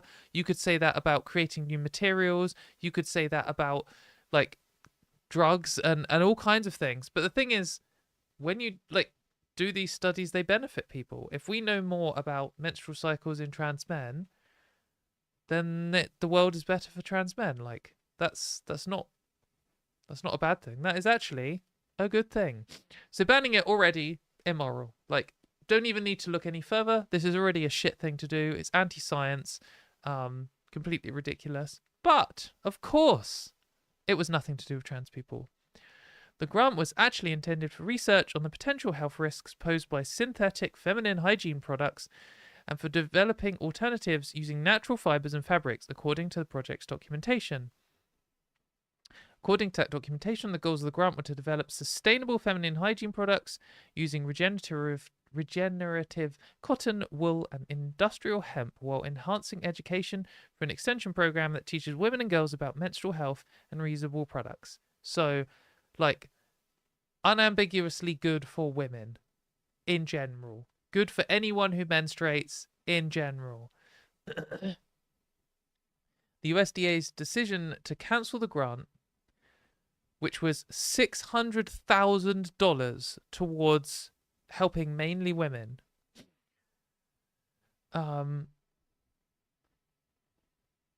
appears to be the result of the grant being flagged to the Trump administration by the American Principles Project, a conservative think tank. The conservative think tanks really are the root of all evil. A spokesperson for them said, This grant clearly denies biological reality. Men don't menstruate, but did not provide any evidence the grant funded research into menstrual cycles in transgender men. Well, the grant so this is it. While the grant language does not include a single sentence acknowledging that transgender men are among those who menstruate. Oh no, so while it does include a single sentence, there was no indication that they were the focus of the grant or even part of it. The passing reference to transgender men in the original application appears to be the sole justification for its cancellation. So it is just factually true, even if you're a science-denying bigoted freak, that some trans men menstruate. Like, even if you think they're women, even if you think they're subhuman slime, it's still true that some of them, but not all of them, menstruate. And if you're doing a study on menstruation, and you put out a thing saying, hey, do you menstruate? Do you want to come and be in our study? You might get a trans man. And then it might be, even, that they aren't relevant to your study because you might be testing the difference that various hormones make on some part of menstruation. And you might be like, oh, actually, we're controlling for this other thing. And so you wouldn't fit into our study. Or it might be that they would be specifically beneficial because you'd be like, oh, great, we actually want to test how testosterone affects this thing, and we don't want to have to give women testosterone to test it. So having a bunch of trans men would actually be really good because now we can actually like control for testosterone because we have like two different groups. And if you want that or you don't want that, you need to be able to, one, acknowledge the actual factual reality, which is some trans men menstruate. That's just a fact. And then secondly, if you want to have them respond properly to your study, you need to talk to them like people. If you're like delusional biological females who can't accept their own body, then none of them are going to respond to the study. None of them are going to want to be involved with you at all. And any of them that accidentally have been involved in it, signed up and then realized you're transphobic afterwards, aren't going to tell you that they're trans because they won't feel safe around you. So this is, in conclusion, of course, this is, again, the trillionth example of transphobic people hating trans people so much that they will deny reality, close down medical research, try and basically they're at war with science, and it will specifically, overtly hurt women and girls. And trans people, of course, because they're trying to hurt trans people. But in lots of these cases, they're not hurting trans people the most. They're actually just hurting people with asthma. They're hurting cis women and girls most. That's like the main group that they've ended up harming. And that is always going to be the case. Transphobic people are a danger to society because they're science deniers and they're a danger to women and girls and trans people, of course. I feel like you need to say it. They're trying to hurt trans people, and people don't really seem to care about that. But they're also hurting all these other people. And there's never going to be a case. This isn't just like, oh, they're trying their best and they've made a mistake. This is always going to happen because you cannot separate these things. If you're a science denier about trans people, you're going to be a fucking science denier about everything. If you don't care about harming one group of people, you're not going to care about harming other groups of people. Ridiculous fucking dickheads. So we've got a couple more things on the biological. Oh, how's everyone in chat doing? I'm seeing that I'm making too much sense for the transphobes to grasp. True. I hope the Texas law doesn't pass. Yeah, I didn't know whether to mention this Texas thing. I don't know if you saw, there was some bill saying that being trans in public at all would basically be illegal and they put you in jail for 2 years. It's very unlikely to pass. I think at the moment it's only got one sponsor. Basically, Republicans propose these things all the time, like, let's eradicate gay people, and then that's terrifying to see, and it's horrific, and anyone proposing that bill should be, like, shunned from society. But they don't pass most of the time. The Texas bill is insane. Yeah, exactly.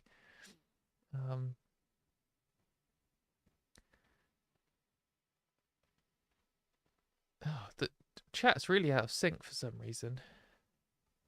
I can see it all in different places. Anyway, I hope everyone in chat's still doing well. Let's carry on. I hope you can all still hear me, and it's not like... I'm always just a bit suspicious when new chat messages stop coming in on one of my things and they start coming in on the other things. Who knows? Well, if you can hear me, send me an emoji in chat, I guess. Well, I'm recording at least. So we're going to carry on. The next thing I wanted to talk about is...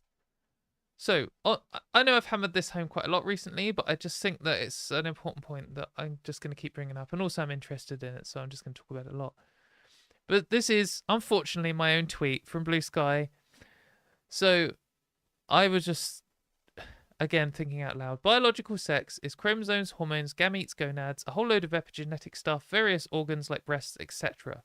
The only reason transphobes go on and on about chromosomes is because they're the only part you can't change with transition. Not because they're important. They aren't. The reason why I'm, like, if you followed me for a while, you would know this is what I already thought, and I've said as much in different ways. But I do think it's important to keep saying this stuff so that it goes in and people understand it. But also because when you make the same arguments over and over again, sometimes it helps you hone them into like more concise, more cutting, better communicated versions of the same argument.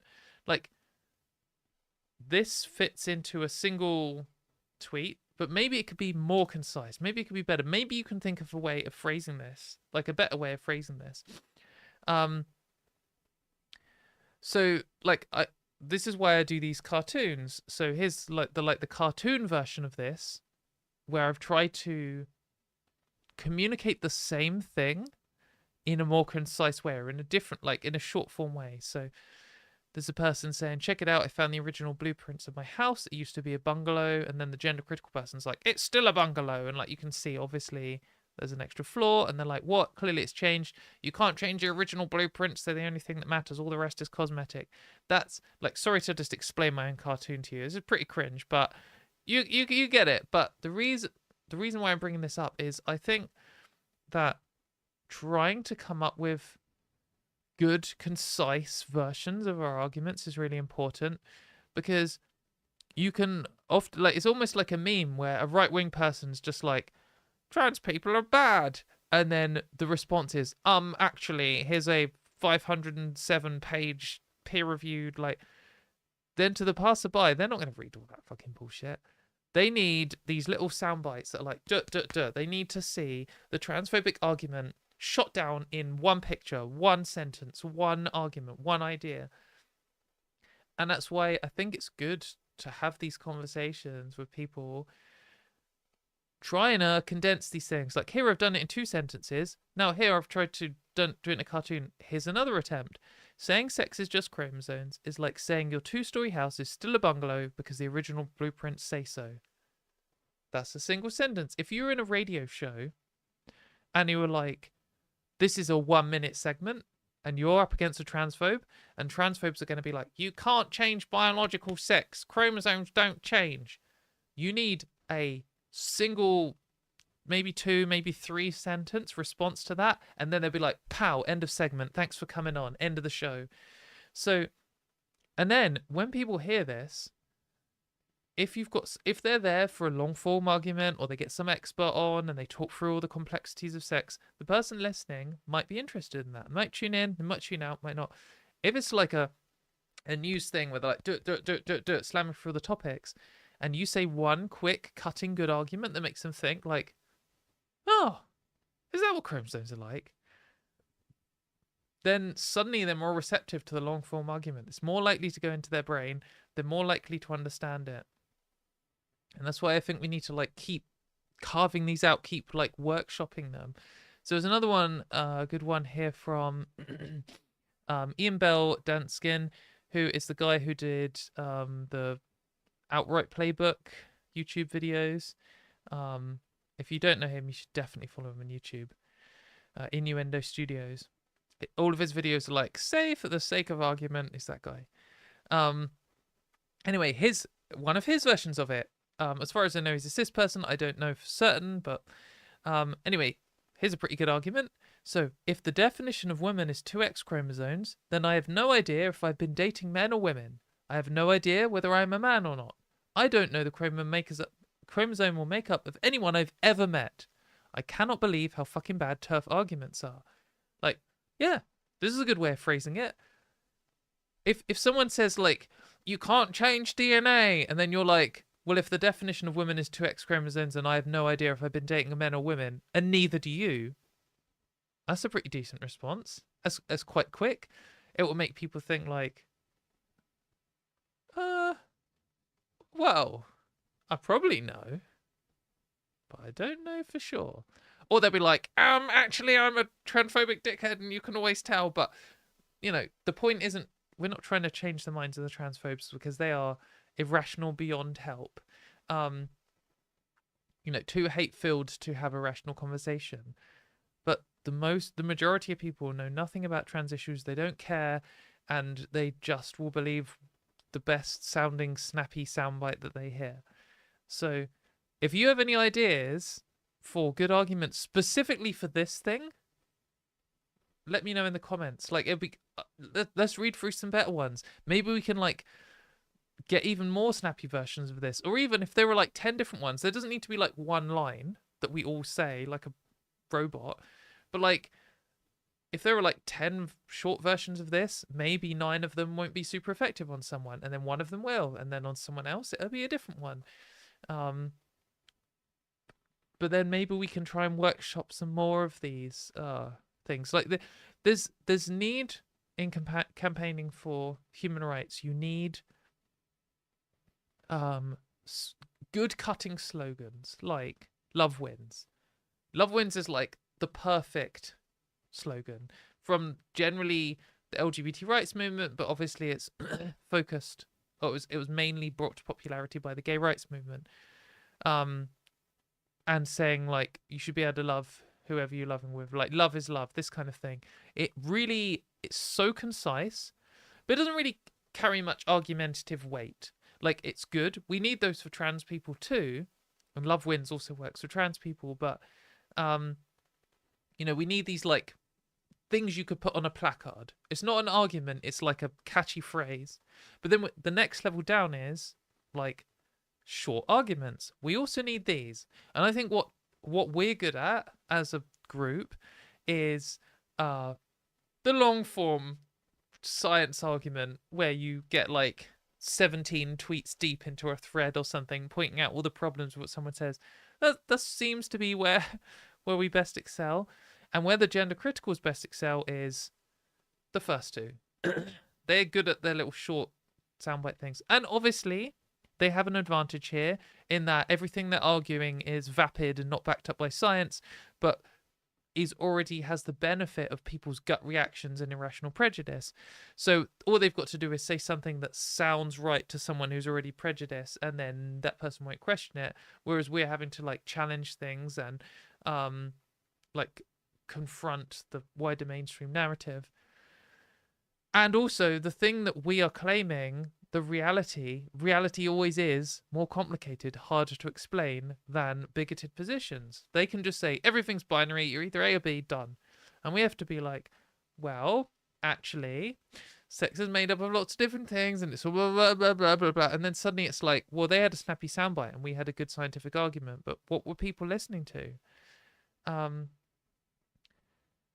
So I'm not saying we need to stop doing the good arguments. We need that too. That's actually the most important part for the long-term success of LGBT rights. But for campaigning and the short-term survival of the rights we have today, I think is equally benefited, or there is at least some benefit to having good short arguments. That's what I think. Maybe you disagree. Maybe you could write that in the comments instead.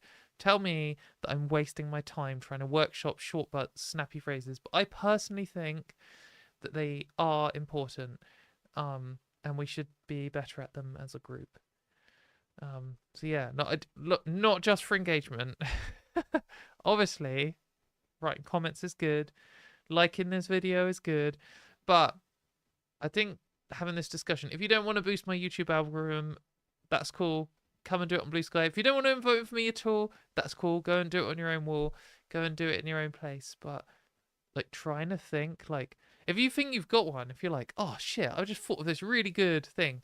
Firstly, tweet it out or whatever. And tag in everyone who's got more followers than you. And see if they think it's a good idea. And then keep workshopping it and talking with your friends and see if you can get it even snappier. We don't have the like billionaire media training, but we have a lot of smart people who care a lot. So I'm sure we'll come up with some good stuff. So I'm running out of juice, but I think I've covered all the stuff I wanted to cover. Bar one thing. Oh no, we haven't even done like one of the main things. Oh god. So we got 2 more things. We're doing 2 more things. One of them's good. The other one's going to be funny. God, this show's going on, isn't it? Sorry, everyone.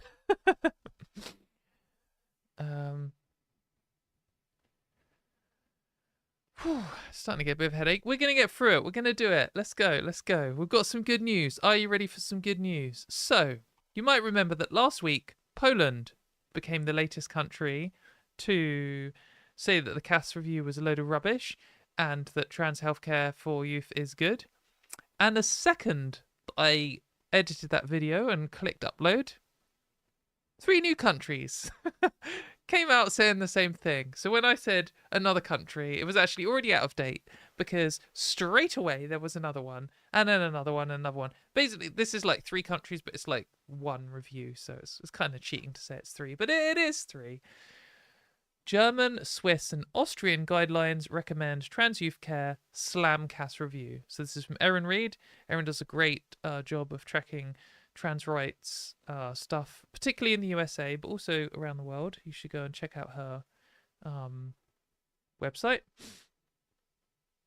Just, sorry, I was going to be derogatory to Americans there, just in case you didn't know where Germany, Switzerland, and Austria were.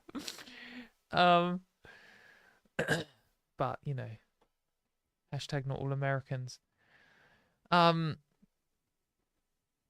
the guidelines released on Friday in German span more than 400 pages and represent the collective expertise of 26 medical and psychotherapeutic professional organizations, along with 2 self-representation organizations from Germany, Austria, and Switzerland. Their stated goal is to provide guidance to all professionals in the healthcare system who deal with young trans people for the best possible professionally informed care based on the current state of medical knowledge. So this is like the ideal thing that you always want in any healthcare ever. All the experts have teamed up to review all of the current knowledge and have come up with a set of guidelines. Here are some of the organizations. I'm sure if you are German speaking, this means more to you. From the outset, the guidelines explain the importance of gender-affirming care, stating that there are no proven effective treatment alternatives without body-modifying medical procedures for a person with permanently persisting gender incongruence. So basically, there's, like, whenever you have a condition and you're considering treatments, this is the same for trans healthcare and everything else. You've just got to consider all the treatments as, like, equal separate treatments. Like, you don't have to consider all of them because some of them you can instantly dismiss. But the way to approach something rationally and scientifically is to be like, okay, we've got a condition, like this person has a headache, and we've got a few treatment options. We've got do nothing. That is a treatment option. We've got amputate. Like, that is a treatment option. We've got paracetamol. Like, that is a treatment option. And we've got, like, you know, lobotomy or something. And you could go through and, like, you could say, like, praying to God. That's another treatment option. If you were to just, like, truly come at this as a new person. But you can dismiss some of them straight away, like amputation. It's not, humans don't exist when you cut off their heads anymore. Praying to God obviously doesn't work. God isn't real. But some of them, like do nothing and paracetamol, are possible treatment options. And if someone has a mild headache, then maybe do nothing is the best response. Or maybe have one paracetamol is the best response. But if they have like consistent, persistent headaches, which are getting really bad, then maybe they need a scan, because maybe paracetamol isn't going to deal with this and it's like brain cancer or something. But so when we come to trans healthcare, it's exactly the same. There's a bunch of potential treatment options. Like, we can't amputate. There's nothing to amputate here. But lobotomy, maybe, could be a treatment option. Do nothing is a treatment option. Like how they describe it here. Body modifying medical measures. That's the treatment. Always made up of several different treatments. So now we've just got to dismiss the obvious ones, like the amputation. It's not an option here. But do nothing is a real treatment option. And do something, like this, do nothing isn't like a non-treatment option. It's, what I'm trying to say is, it's not like, oh yeah, well, here's a treatment, and if the treatment doesn't work, then we just won't do the treatment. Because do nothing itself is still something that you need to see whether it's better than all the alternatives. And that's always the framing on anti-trans stuff, is that do nothing isn't a treatment. It's not something they need to evidence. It's like the default. And that just isn't true.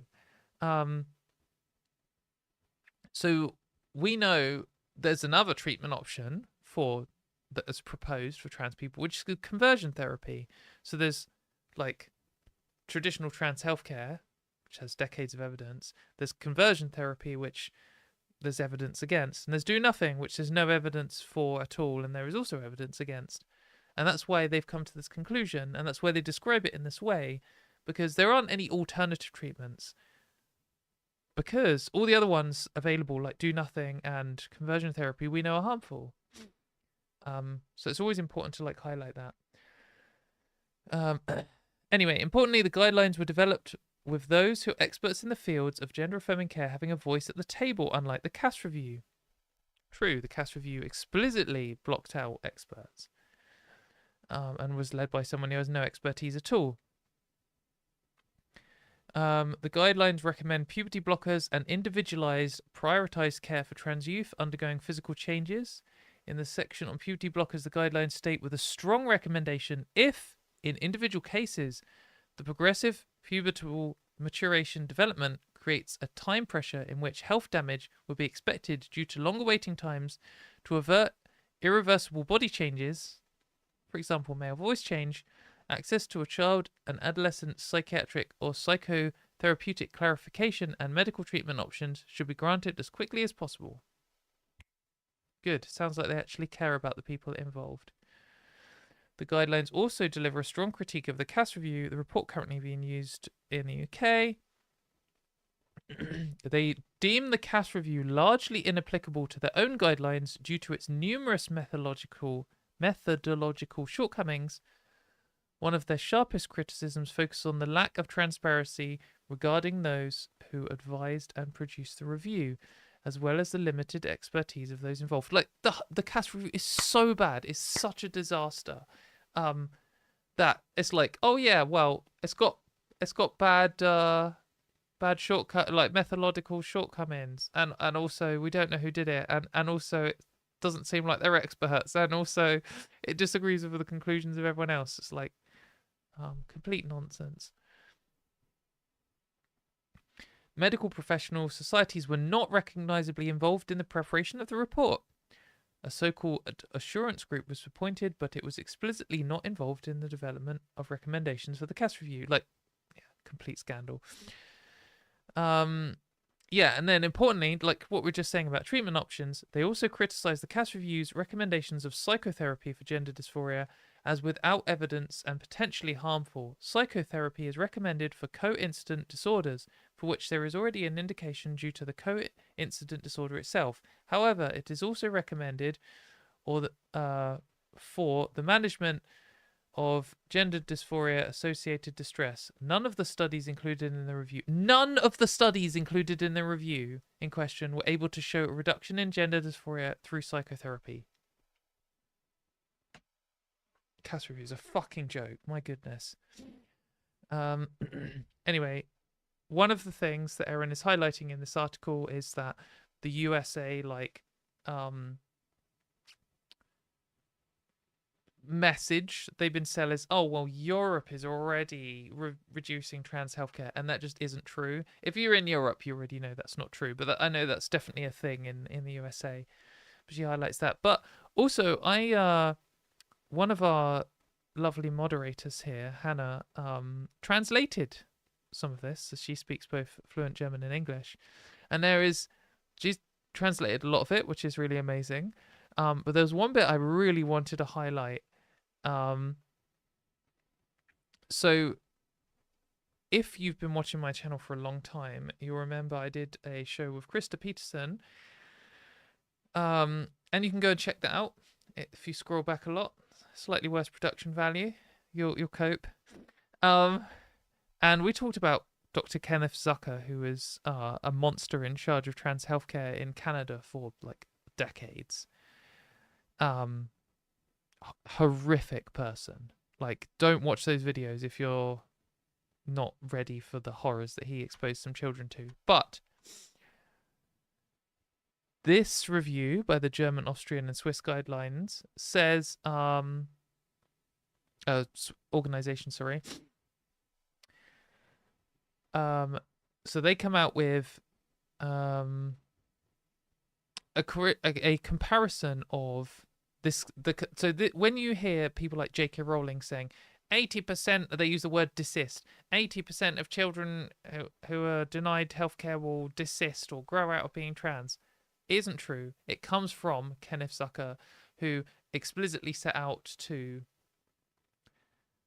always got to be careful of how you describe this, explicitly set out to stop people from being LGBT, basically. Didn't control for trans people. The number there is just completely made up. Basically, he took in a load of kids whose parents were like, yuck, my kid is a queer. We need you to hammer this out of them. And then he said 80% of these turned out not to be trans women once they got to 18.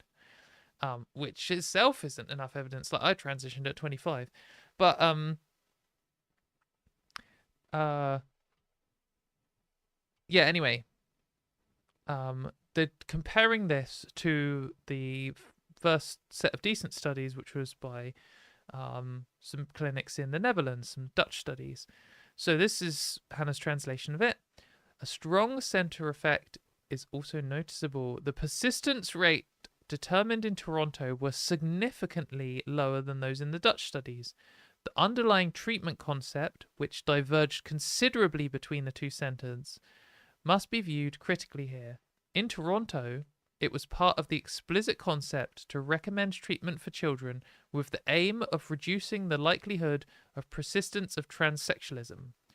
From today's perspective, such an approach to treatment would not only be unethical, but would even be prohibited in Germany under the law passed in May 2020 to protect against conversion treatments.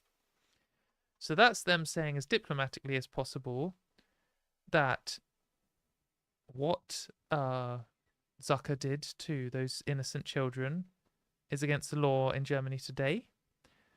I don't even know if it would be safe to describe him as a conversion therapist or not, so I wouldn't do so. But I do think that he should probably be in jail. So I think I can give that as an opinion. But it's good to see them say this stuff, like to really highlight it. Yeah, I mean, like in other parts of this, it says Dr. Cass, without proven expertise in the treatment or research of gender dysphoria in children or adolescents, medical societies were not visibly involved in the preparation of the report. like loads of it, like slamming the cast review, slamming like these horrible people where J.K. Rowling gets all of her statistics from. It's just another one. This is just what we see over and over again, and it's what you expect when a country or a medical organization reviews all of the data on trans healthcare. They come to the conclusion that all of the other ones have come to, that we need more data, but all of the data points in the same direction, that trans healthcare is good. It's the same as any like scientific consensus. Most people all agree based on most of the data, but we could do with more data. That's like what they say about everything. That's what scientists always fucking say. This is another one. 3 more countries to add to the list. By next week, there could be another one. And the cast review just continuously gets worse and worse, more and more like slammed internationally. And in 20 years, there'll be documentaries about how it was such a scandal, interviewing children whose lives were ruined over it. And Wes Streeting and Hilary Cass will never see any justice at all. And neither will Kenneth Zucker, almost certainly. Right. Let's do the last thing. I wanted to show you, because I just love transvestigation. We're going to do some transvestigation. I was keeping this a little bit of a secret for a while, because it was where I was getting all my good transvestigation content. But now Twitter's dying. I'm worried it will just die, and I thought it might just be good to see. But transvestigation is like... So what it means is picking a cis person, or just picking any person, and then deciding that they're trans, or trying to work out if they're trans, and usually by like zooming in on their neck or something and trying to look for a bump in their genes or something like that. Like real fucking weirdo behavior. But transvestigation is like the superset of all those behaviors. So someone who's like, is that person trans? They are involved in the act of transvestigation. Sometimes the person is trans and they're not really doing it maliciously, whatever. But when they start like transvestigating Shrek or whatever, like we saw last week, that's usually the behavior of EGI people. EGI is like, this is the place you want to look. If you want to have some like S-tier transvestigation content, you got to search hashtag EGI. EGI stands for Elite Gender Invert. And if you search hashtag EGI on Twitter, this is always a little bit dangerous. Probably a bit dangerous to do this on my YouTube channel. Because these people are, almost without fail, anti-Semitic, racist, insane. They will post anything. When you have people like this saying, their name is I see EGI everywhere, the deception cuts deep. These aren't normal people. Like, this isn't a joke. These people genuinely think... So the reason it's called EGI, Elite Gender Invert, is they genuinely think that everyone is trans. They don't just think Michelle Obama is trans. They think Barack Obama is trans. They think Donald Trump is trans, and they think Melania Trump is trans. They think it's the elites, the elite gender inverts. And yes, this doesn't make any sense at all. Doesn't matter. They don't even really need a reason. They just think that everyone is trans. Yeah, some of them think that J.K. Rowling is trans. There was a transvestigation of all of the high-profile gender criticals because the thing is, one of the things that EGI researchers believe the most is controlled opposition. They think that Donald Trump, who is a trans man, is so transphobic in order to quell people's suspicions about trans people ruling the world. That's really what they think. Like, it's genuinely what people believe. Like, they actually think this is true. So I just thought we'd just scroll there's some just recent top quality transvestigation content just to show you the kind of stuff you see. Here is one proving that PewDiePie, the Swedish YouTuber, is biologically female, and you can always prove it. Like, you always have the classic ones are the gait, so how someone walks, and you paste a picture of a skull over their face. And it's always this one's so good. It's always so good because the skull never actually fit. Like his head is over here, guys. Like, why does the skull? But then they say this one fits more than this one, but this one looks like it fits better. Like the male skull shape. Oh, it's because they put it around his eyes, and then they put like the nose. I don't know. It never makes any sense. But they love just like little pictures of how people walk, the Q angle. This guy, amazing. Missing formation. The missing information sheep. Harry Potter and wife.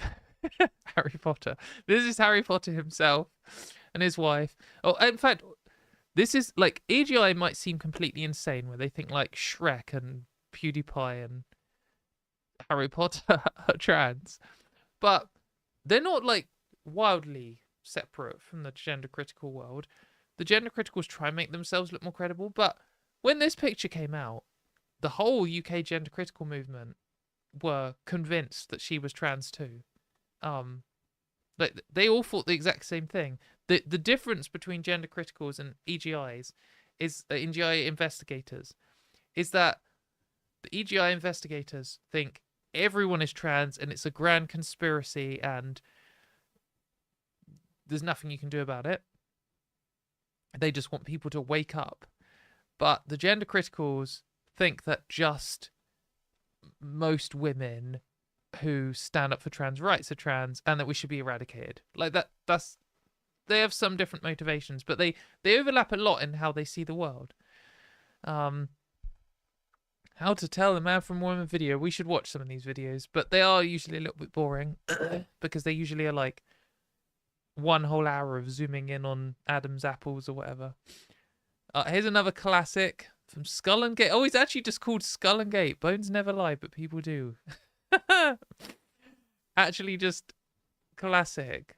So here is more proof that Zelensky. We saw last week on the Shrek transvestigation that Zelensky is obviously a trans man. So yeah, they often just do. I mean, it's a bit creepy. They often do compilation pictures of actual trans people as well to show. I was hoping we would get to see one from Robert Oppenheimer, the mother of fake nuclear bombs, the female gate. So, wait. So this person thinks that nuclear bombs are also fake, doesn't believe in nukes, and also thinks that Oppenheimer was a trans man. Okay. I was hoping we get one from one of my favourite two transvestigators. Who's this? Vanessa Paradis, obviously a trans woman. Oh, we've got a little picture of a bird with its eyes bulging out here and a banana. They love putting their little banana things in. I don't know how these skulls are. They lit. How is your skull below even your hairline? They're just so good. Look at this. Look, they're like, oh, she can't be female because this picture of a skull, which doesn't even come close to the top of her head, proves it. They're just so good. These people are literally genuine, I promise you. Oh, they all believe in this like Freemasons bullshit as well. We haven't seen any of my favorites yet. Oh, Bolsonaro, former president of Brazil, obviously a trans man. Look at them scars. But it's not just that he's a bit fat or anything. Son of Man. Right, Son of Man is one of the best. This guy, he's a step above. I expose liars, your fake idols. If you won't stand up for the little ones, and I will. Find me on YouTube. Son of Man. You can't handle the truth. So here is proof that someone else is secretly a trans woman. He always has some high quality stuff. It's always dangerous. Let's see. Okay. He'd make some high quality little things. Always this little Q angle stuff. Loving the skull. So you get the little triangle on everyone's face. Jeffree Star, biological female. Okay. And where's my other favorite? I hope they come up here. Oh, I don't know if we want to see that. I don't know if we want to see zoomed in genitals. Fidel Castro. Female. Fact. Mate, trans men were very influential in world politics, I've got to say. Well done, guys. Can a trans woman get pregnant? Unlikely to be successful. Keep trying, girls. We'll get there eventually. Unlikely to be successful. King of Saudi Arabia, trans man. Absolutely. Woody Allen, trans man. Anyway, if you want to have a good time, if you want to see some high quality transvestigation content, this is where you get it. Oh, we got a sexy skeleton walking here. You can see from how they walk in the snow. That's how you learn. This is how you learn. Usually when you see them walking downstairs as well. There was a good one earlier of Meghan Markle proving that she wasn't ever really pregnant. They love thinking that pregnant cis women are actually faking their pregnancies and are secretly trans men. Oh, we do. All right, I'm going to stop there before we get some random genital stuff. Anyway, check out EGI. It's pretty funny. But thanks for sticking with me, everyone. I hope you're all doing well. I hope you had a good time watching this show. Yeah, hopefully, I've been thinking we need to get some more interviews back as well in the show. I don't know if anyone liked any of the interviews, but I'd like to get some more like influential and relevant trans people on, just so we can hear what they have to say as well, and not just me. But yeah, if you have any ideas for improving this show, let me know. If you know anyone who might enjoy my show, recommend me, because I reckon we can ramp up the rate at which my channel is growing. Obviously, I don't know. I feel like I can't even say selfishly I want the channel to grow, because I mean, doing YouTube's cool and everything, but I really literally am mainly doing this because I want to make trans rights like better for people and for me, and I feel like if this channel gets more followers, then more people will be more likely to hear the arguments that we're making. So if you will also want that and think that I'm good at it, then it'd be cool if you help out. And if you think I'm bad at it, then like don't, and then hopefully find someone who's better than me and help them instead. I'd rather just that the best people were raised up the fastest, and if that means not me, then that's fine. But yeah, I think we want to we just want to keep doing stuff. We need more content. If you're like, oh, I don't think I'm as good at it as Katie or whoever else, so I shouldn't do it, I think that's wrong. I think you should be like, so you should do it anyway. One, maybe you'll get better. Two, maybe we need someone who talks like you instead of like me. Three, we just need more of it. So do it. You should make a channel too, and do the shittest content you've ever seen, like my first few videos, and then just keep them going. But yeah, cool. Right, thanks everyone. I'm going to stop now because it's gone 10:30 and I am tired. So see you all same time next week, 8 p.m. UK time. Hopefully we might, well, God, I'm absolutely dreading the next show because likely we're going to know about this ruling in Scotland. It might even come out tomorrow. And there's a non-zero chance that it's going to be stressful as fucking shit, and I'm not ready to talk about it if it's going to be bad news. Not looking forward to it, but if it's good news, then it'll be a good show. It's so stressful. I fucking hate how it doesn't affect the gender criticals at all, and it's so stressful for us. Anyway, I'll talk about that next week.